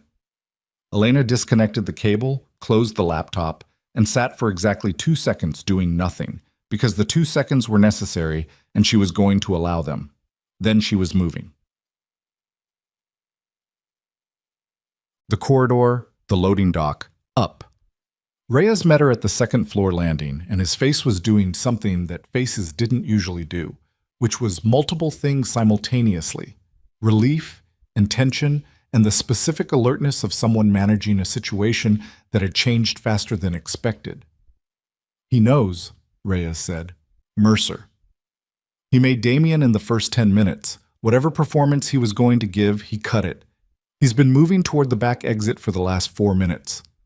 Reyes was already moving as he spoke, and Elena moved with him, up the stairs, through a door, into the corridor that ran behind the main floor of the opera house.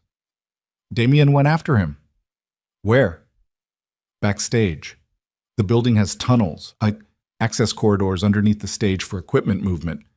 Mercer's security cleared the route. He paused at a junction in the corridor.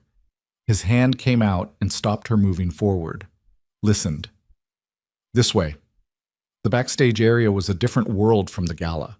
Raw, functional, the organized chaos of theatrical infrastructure that existed to produce an illusion of elegance from a distance. Ropes and counterweights, equipment cases stacked along the walls, the smell of old wood and something electrical. The noise of the gala muffled now to a frequency she felt more than heard. They went down.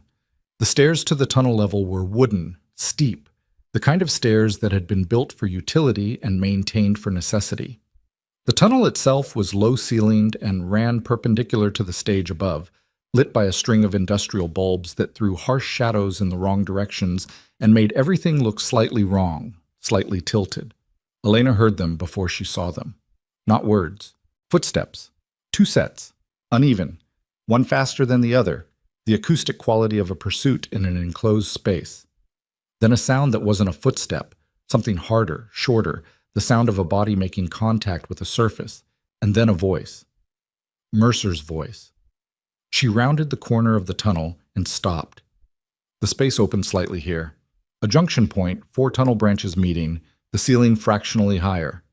Adrian Mercer was pressed against the far wall with Damien's forearm across his chest and Damien's gun at his temple, and he was 64 years old and silver-haired and wearing a tuxedo that had cost more than most people's monthly income, and he was completely, entirely unafraid. That was the first thing Elena registered. Not bravado. Not the performance of composure. Actual absence of fear, which was different and considerably worse.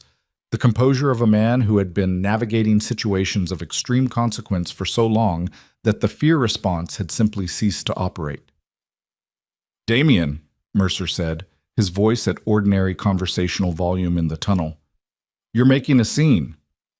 "There's no one here to make a scene for," Damien said. "There will be."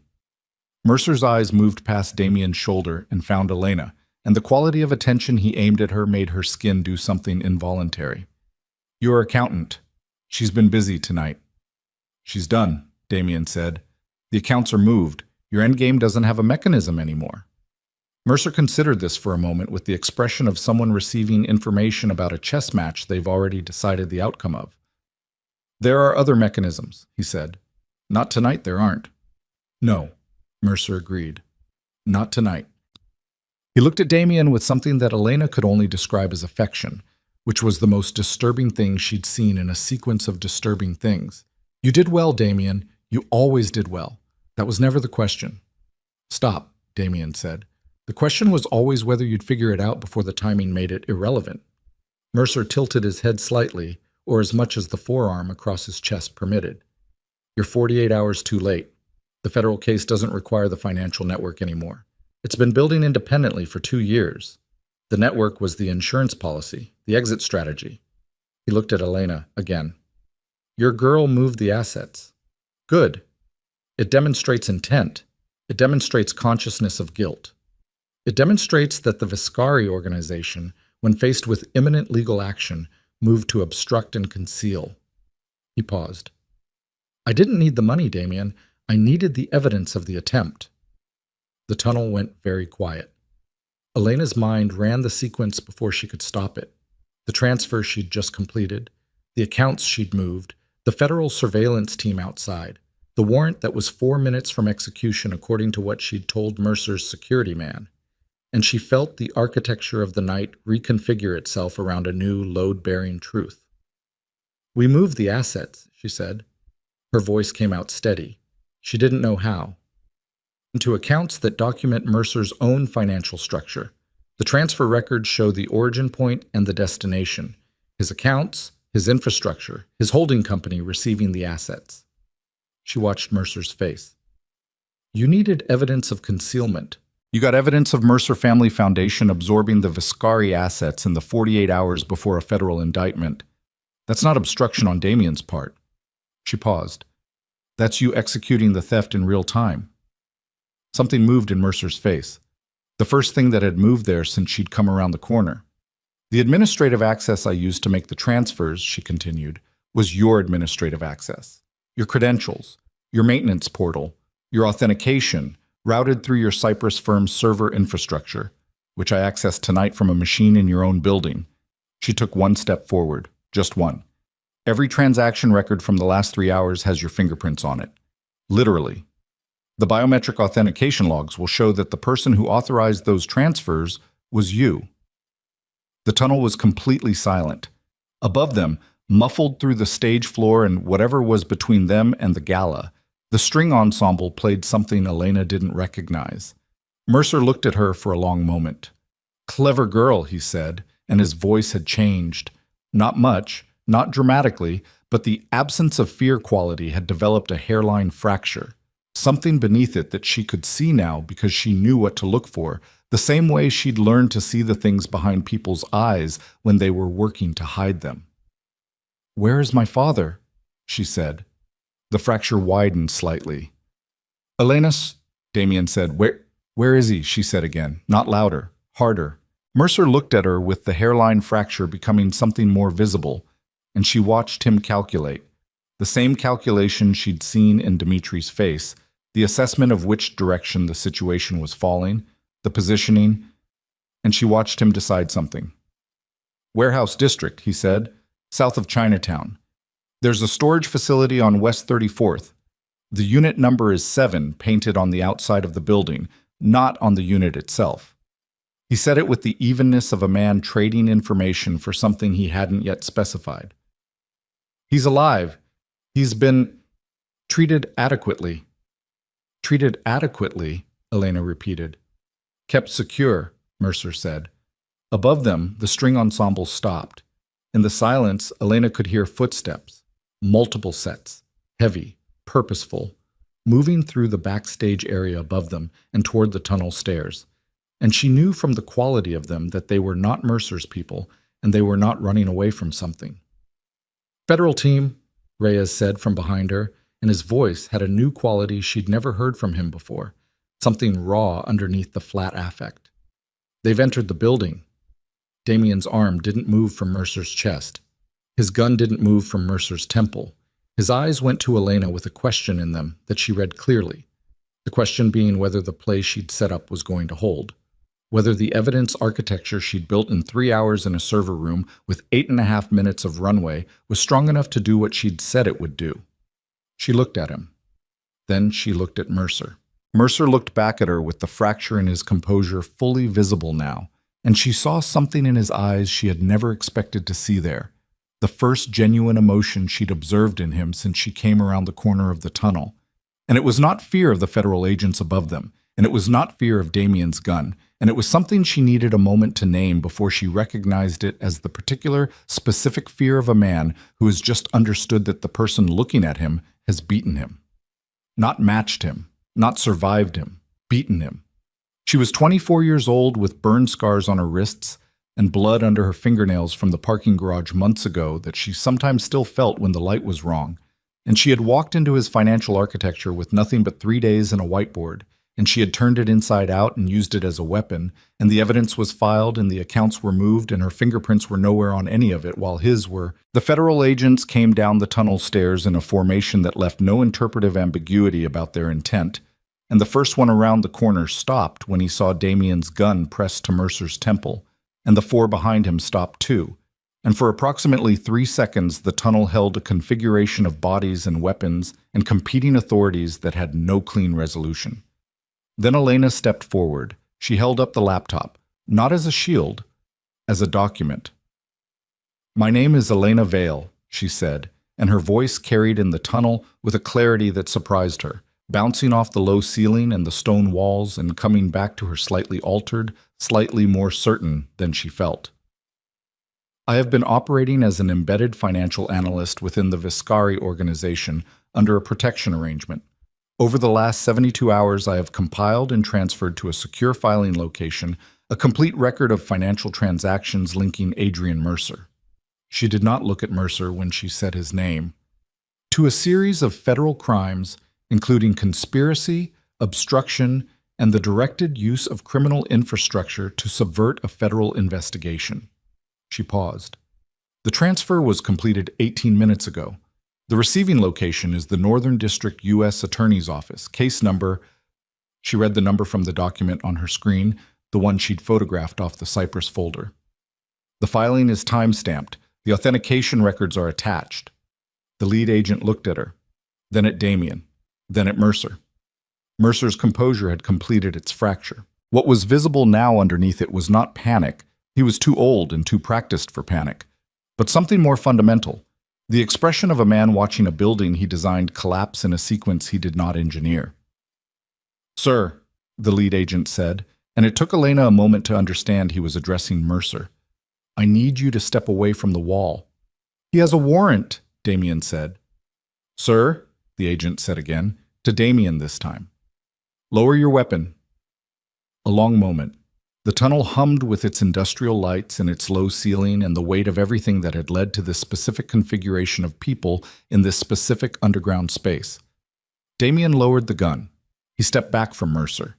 He did it deliberately, precisely, with the controlled quality of a man completing a movement he'd decided on before he began it. And when he stepped back, he turned slightly so that he was standing beside Elena rather than across from her, and that positioning was not accidental, and she registered it in the part of her chest that had been doing something irregular since the car outside. The agents moved to Mercer. The old man looked at Damien as they took his arms. Not at Elena. At Damien. And the look on his face was the most human thing Elena had seen on it all night. Not the absence of fear, not the performance of composure, not the calculation she'd watched him run since she came around the tunnel corner. Just a man looking at someone he had known for 23 years, with something in his eyes that was the wreckage of whatever that 23 years had meant to him, which apparently was more than Elena had allowed for, which apparently was enough to show on his face when everything else had been stripped away. Damien looked back. His face was unreadable, which was its own kind of answer. They took Mercer up the stairs. The other agents took positions in the tunnel, and one of them came to Elena and asked her to accompany him, and she said yes. And as she moved past Damien, he put one hand briefly, 1 second, maybe less, on her wrist, the inside of her wrist, where the scars were. The touch was barely there, barely qualified as physical contact. She stopped, just for a second. He didn't say anything. She moved on. The next 6 hours happened in rooms that smelled like government-issue coffee, and the specific institutional fatigue of spaces where people came to give accounts of things they had done and things that had been done to them. Elena sat across from 2 federal agents and a woman who introduced herself as an assistant U.S. attorney and told them everything in the order it happened, precisely and without editorializing. And when they asked questions, she answered them. And when they asked questions she couldn't answer, she said so, and at no point in the 6 hours did she cry or raise her voice or perform any of the things people sometimes performed in rooms like this to communicate the weight of what they were conveying. The weight, she had found, conveyed itself. At 4 a.m, the assistant U.S. attorney left the room for 20 minutes and came back and set a document on the table in front of Elena and said that given the nature and scope of the evidence she'd provided, given the circumstances of her involvement, and given the specific documentation of how that involvement began, she slid a copy of the parking garage security footage across the table, which Elena hadn't known they had.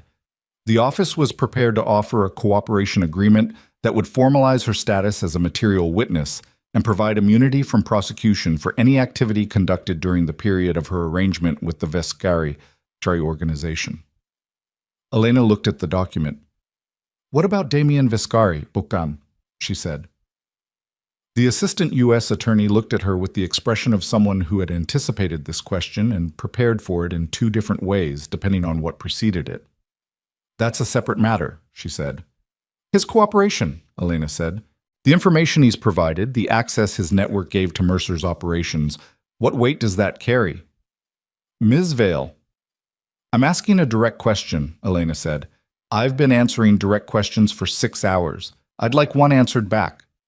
The assistant U.S. attorney was quiet for a moment.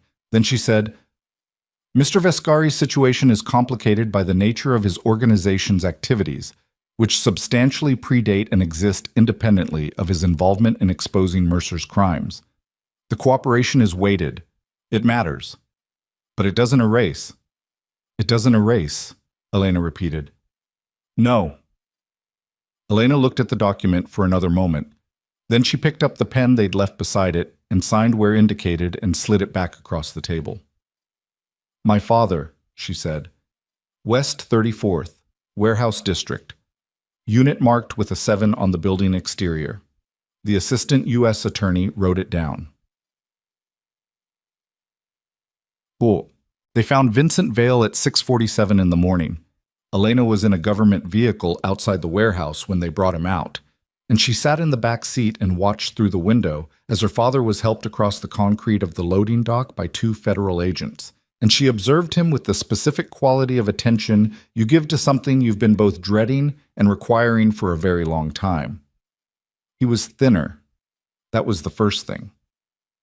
The 3 months of whatever Mercer's people had defined as adequate treatment had taken 15 pounds off him and replaced it with something older, something that wasn't just physical. He moved like a man who had spent time understanding the distance between who he believed he was and who the evidence indicated he had been, and that understanding had made itself legible in his posture in a way that couldn't be undone by food or sleep or the removal of whatever room they'd kept him in. He saw her through the window.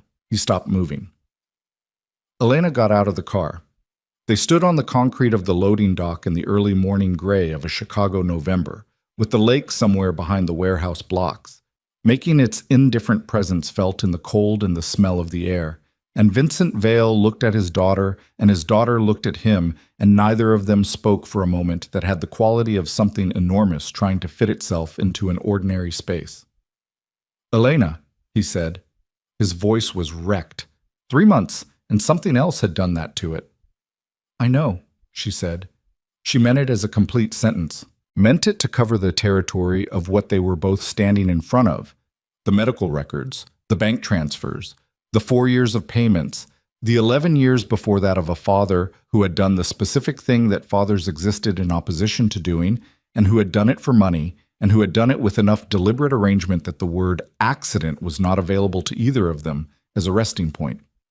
"I know," she said again, "and I'm not going to—" She stopped, started over. "There are things I need from you. I need you to talk to the federal attorney. I need you to tell them everything that you haven't told them yet, which I assume is most of it. I need you to do that completely and without managing what you disclose based on how it reflects on you." She looked at him. "Can you do that?" Vincent Vale looked at her. His eyes had the glassy, fractured quality of a man who had been in a room by himself for 3 months with nothing to look at but the arithmetic of his own choices. "Yes," he said. "Then do that," Elena said, "and then we'll talk, you and I. Not today, not soon, but eventually." She held his gaze. "I'm not forgiving you. I want you to hear that clearly. I don't know if I'm capable of it, and I'm not going to tell you I'm going to try, because I don't lie to people anymore." A breath. "But I'm not done with you either, because you're the only person who can answer some of the questions I still have, and I've learned that some questions need answers more than they need the person to disappear." Vincent Vale nodded. It was the nod of a man receiving something he hadn't earned and knowing it, and not making the mistake of pretending otherwise. The federal agents took him to a different vehicle. Elena got back in hers. She sat in the back seat with her hands in her lap, and the gray Chicago morning pressing at the windows, and she allowed herself approximately 90 seconds of nothing. No analysis, no cataloging, no reading of the situation for its tactical implications. Just the raw, textureless sensation of being a person who had survived a specific set of things and was still, despite considerable evidence that this outcome was not guaranteed, breathing. Then she took out her phone and made a call. Carla answered on the third ring, which meant she'd been awake, which meant she'd been watching the news, because the gala story had apparently broken at 4 in the morning and was already everywhere. "Elena," Carla said. "I'm alive," Elena said. "I can see that. It's all over." "Don't tell me what's on the news," Elena said. "I don't want to know what the news version is yet. I just wanted to call." A pause. Then, from Carla, something that was not words. Just the sound of a person who had been afraid for someone and was now processing the removal of that fear in real time. "Okay," Carla said. "Okay, are you—" "Not yet," Elena said, "but I will be." She hung up, looked out the window. The warehouse district was coming awake in the way industrial areas did, slowly, without ceremony, forklifts and delivery trucks, and the ordinary mechanical business of a city that continued its operations regardless of what had happened in an opera house tunnel at midnight. She asked the driver to take her to the lake. Reyes was already there. She didn't know how he'd known to come to the lakefront access point north of the city, the one near the estate. No one had told her that was where she was going until she said it to the driver. But Reyes was there when the vehicle pulled up, standing on the concrete path above the water with his hands in his jacket pockets, and his face set in its usual configuration of having already accounted for the present situation several moves in advance. He looked at her when she got out. "Damien," she said. "30 minutes behind you," Reyes said. "They held him longer. But they let him go." For now, Reyes looked at the lake. The water was dark and flat in the early morning, the sky just beginning to do something lighter at the horizon without committing to it yet. The cooperation agreement, the Mercer evidence, the witness testimony from 3 of Mercer's own people who are moving very fast to not be the last ones talking. He paused. "It's not clean. It won't be clean for a long time. There are things that can't be unwound by cooperation." He looked back at her. "But he's out. And the federal case is pointed somewhere other than him." Elena nodded. "You should know," Reyes said, and his voice had something in it she'd never heard there before, something that required him to recalibrate mid-sentence, that what you did tonight, the server room, the evidence architecture, the authentication records, that's not something that most people could have done in 8.5 minutes with federal agents 4 minutes out. 8.5 was your number, Elena said. I needed 9. Reyes made the not-quite-smile expression. They stood at the lakefront while the city woke up around them, and Elena looked at the water and thought about nothing specific, which was a luxury she hadn't permitted herself in months, and found that nothing specific felt enormous and quiet and not entirely uncomfortable. She heard the car before she saw it. Damien got out alone. He'd changed somewhere between the opera house and here. The tuxedo was gone, plain clothes now, dark jacket, and he moved across the concrete toward the lakefront path with the unhurried quality of a man who had reached the end of a long sequence of movement and was now deciding what the next sequence looked like. Reyes moved away without being asked. He walked back toward the parking area with the tact of someone who had spent years reading rooms and exiting them at precisely the right moment. Damien stopped beside Elena. They looked at the lake. "They held you," she said. "They had questions. About me, among other things." She looked at him. He was looking at the water, and his profile in the early morning gray had the quality she'd noticed the first time she'd really looked at him.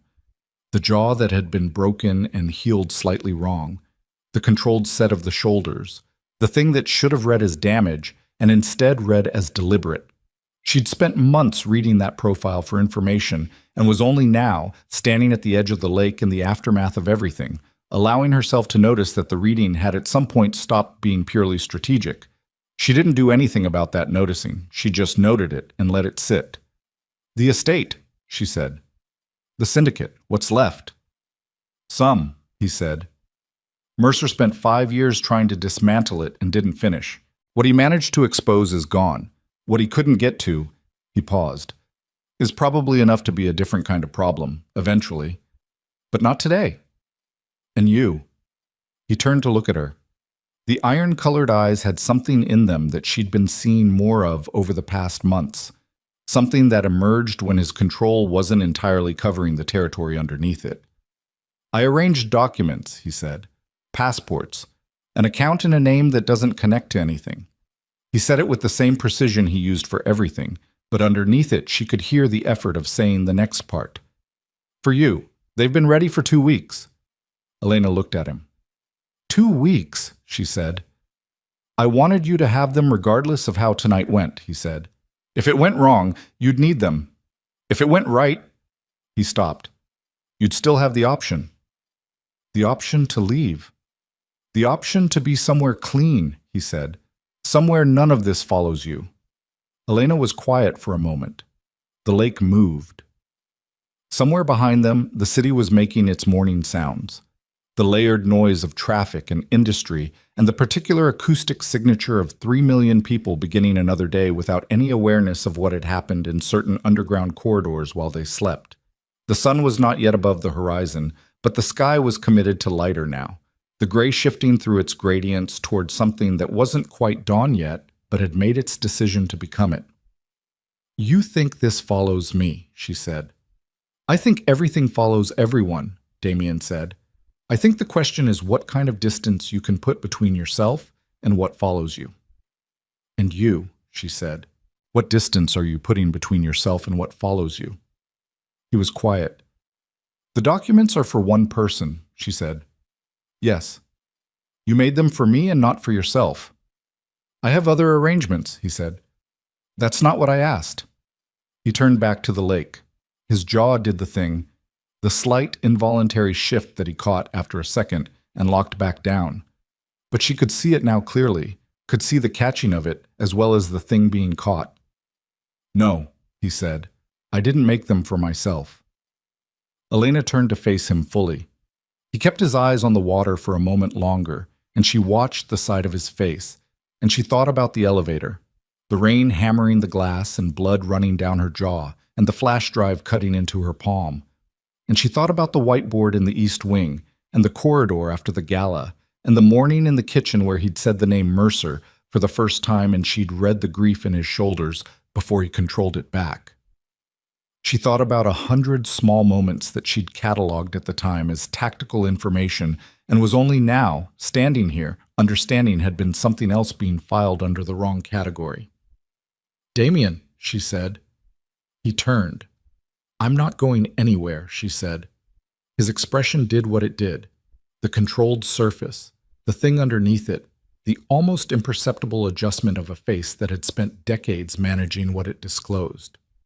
You should, he said. I know, she said. I'm not. Elena, I know what I'm choosing, she said. I've known what I was choosing for longer than I let myself admit, which is a habit I'm working on. She held his gaze. I'm not confused about what you are. I'm not confused about what this is. I've read your financial records and watched you put a gun to a man's head, and I've seen what you're willing to do and what it costs you, and I'm standing here choosing it anyway, which makes me either the most self-aware person you've met or the most damaged. She paused. I think it might be both. Damien looked at her for a long time. The kind of looking that she had learned over months was his version of something that other people expressed differently. The 3 years, he said. The agreement? We're past the agreement, she said. You're 24 years old. I'm aware of my age. I've done things. I know what you've done, she said. I built a spreadsheet of it. Something happened in his face, the precursor to something, the shift in pressure before the weather breaks, and then, just for a second, there and gone, the thing itself, which was not the performance of warmth or the performance of anything, just an actual human expression on the face of a man who had spent so long managing what he showed that the genuine article had become rare enough to be striking. He put his hand on the side of her face. She didn't flinch. That was the thing she noticed, that her nervous system, which had its own long and complicated history with hands near her face, didn't read this one as a threat. It read it as what it was, which was a person making contact with another person in the specific way that meant something without words.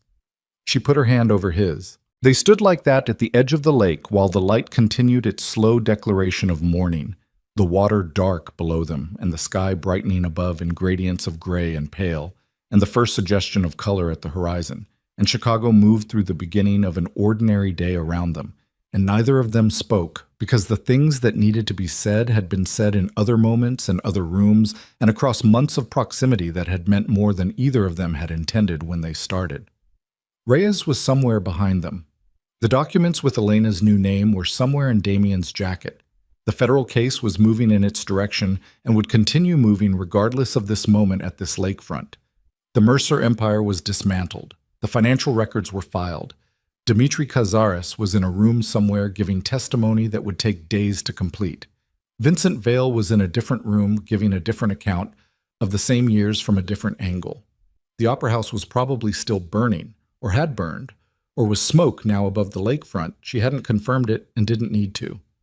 Adrian Mercer was in federal custody, and he would stay there, and he would not emerge from it in any form that could reach her.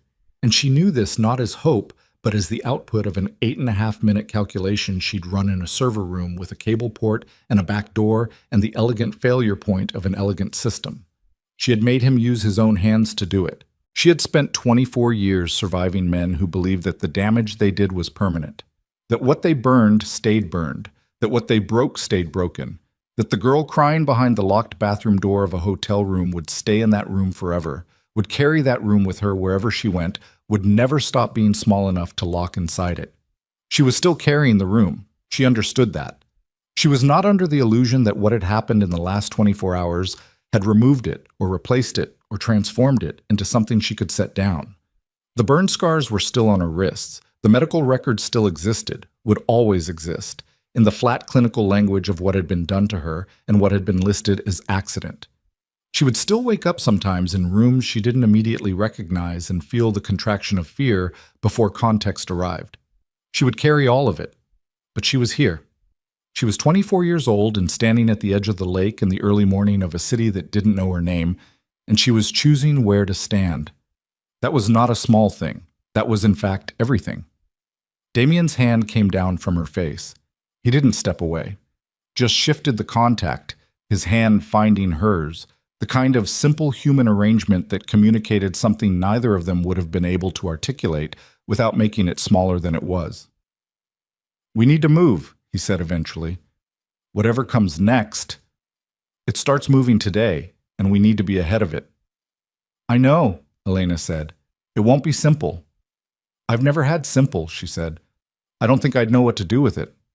He looked at her for a moment, a short moment, just a breath, the look of a man confirming a decision he'd already made. And then he turned from the lake and began walking back toward the car, and she walked with him, and Reyes fell into step somewhere behind them at a distance that preserved the dignity of the moment without abandoning its function. The city opened up before them as they walked, not clean, not redeemed, not the version of an ending where the damage computes to zero and the account balances and the people who survived emerge into clarity. It was the other kind of ending, the kind that bore the honest weight of what it had cost. Two people shaped by violence, choosing each other in the aftermath of it, not because they were what the other person deserved, but because they were what the other person recognized. And because recognition, in the wreckage of a certain kind of life, was not nothing. It was, in fact, the only thing that mattered. The car was where they'd left it. The city was fully awake now, traffic building on the lakefront road, the sky completing its transition into the flat, cold gray of a Chicago winter morning. Elena got in the car. Damien got in beside her. Neither of them looked back at the lake. There was nothing behind them worth more than what was in front of them, which was not a destination yet, not a plan, not anything that would resolve cleanly into safety or simplicity. Just the road, just forward, just alive.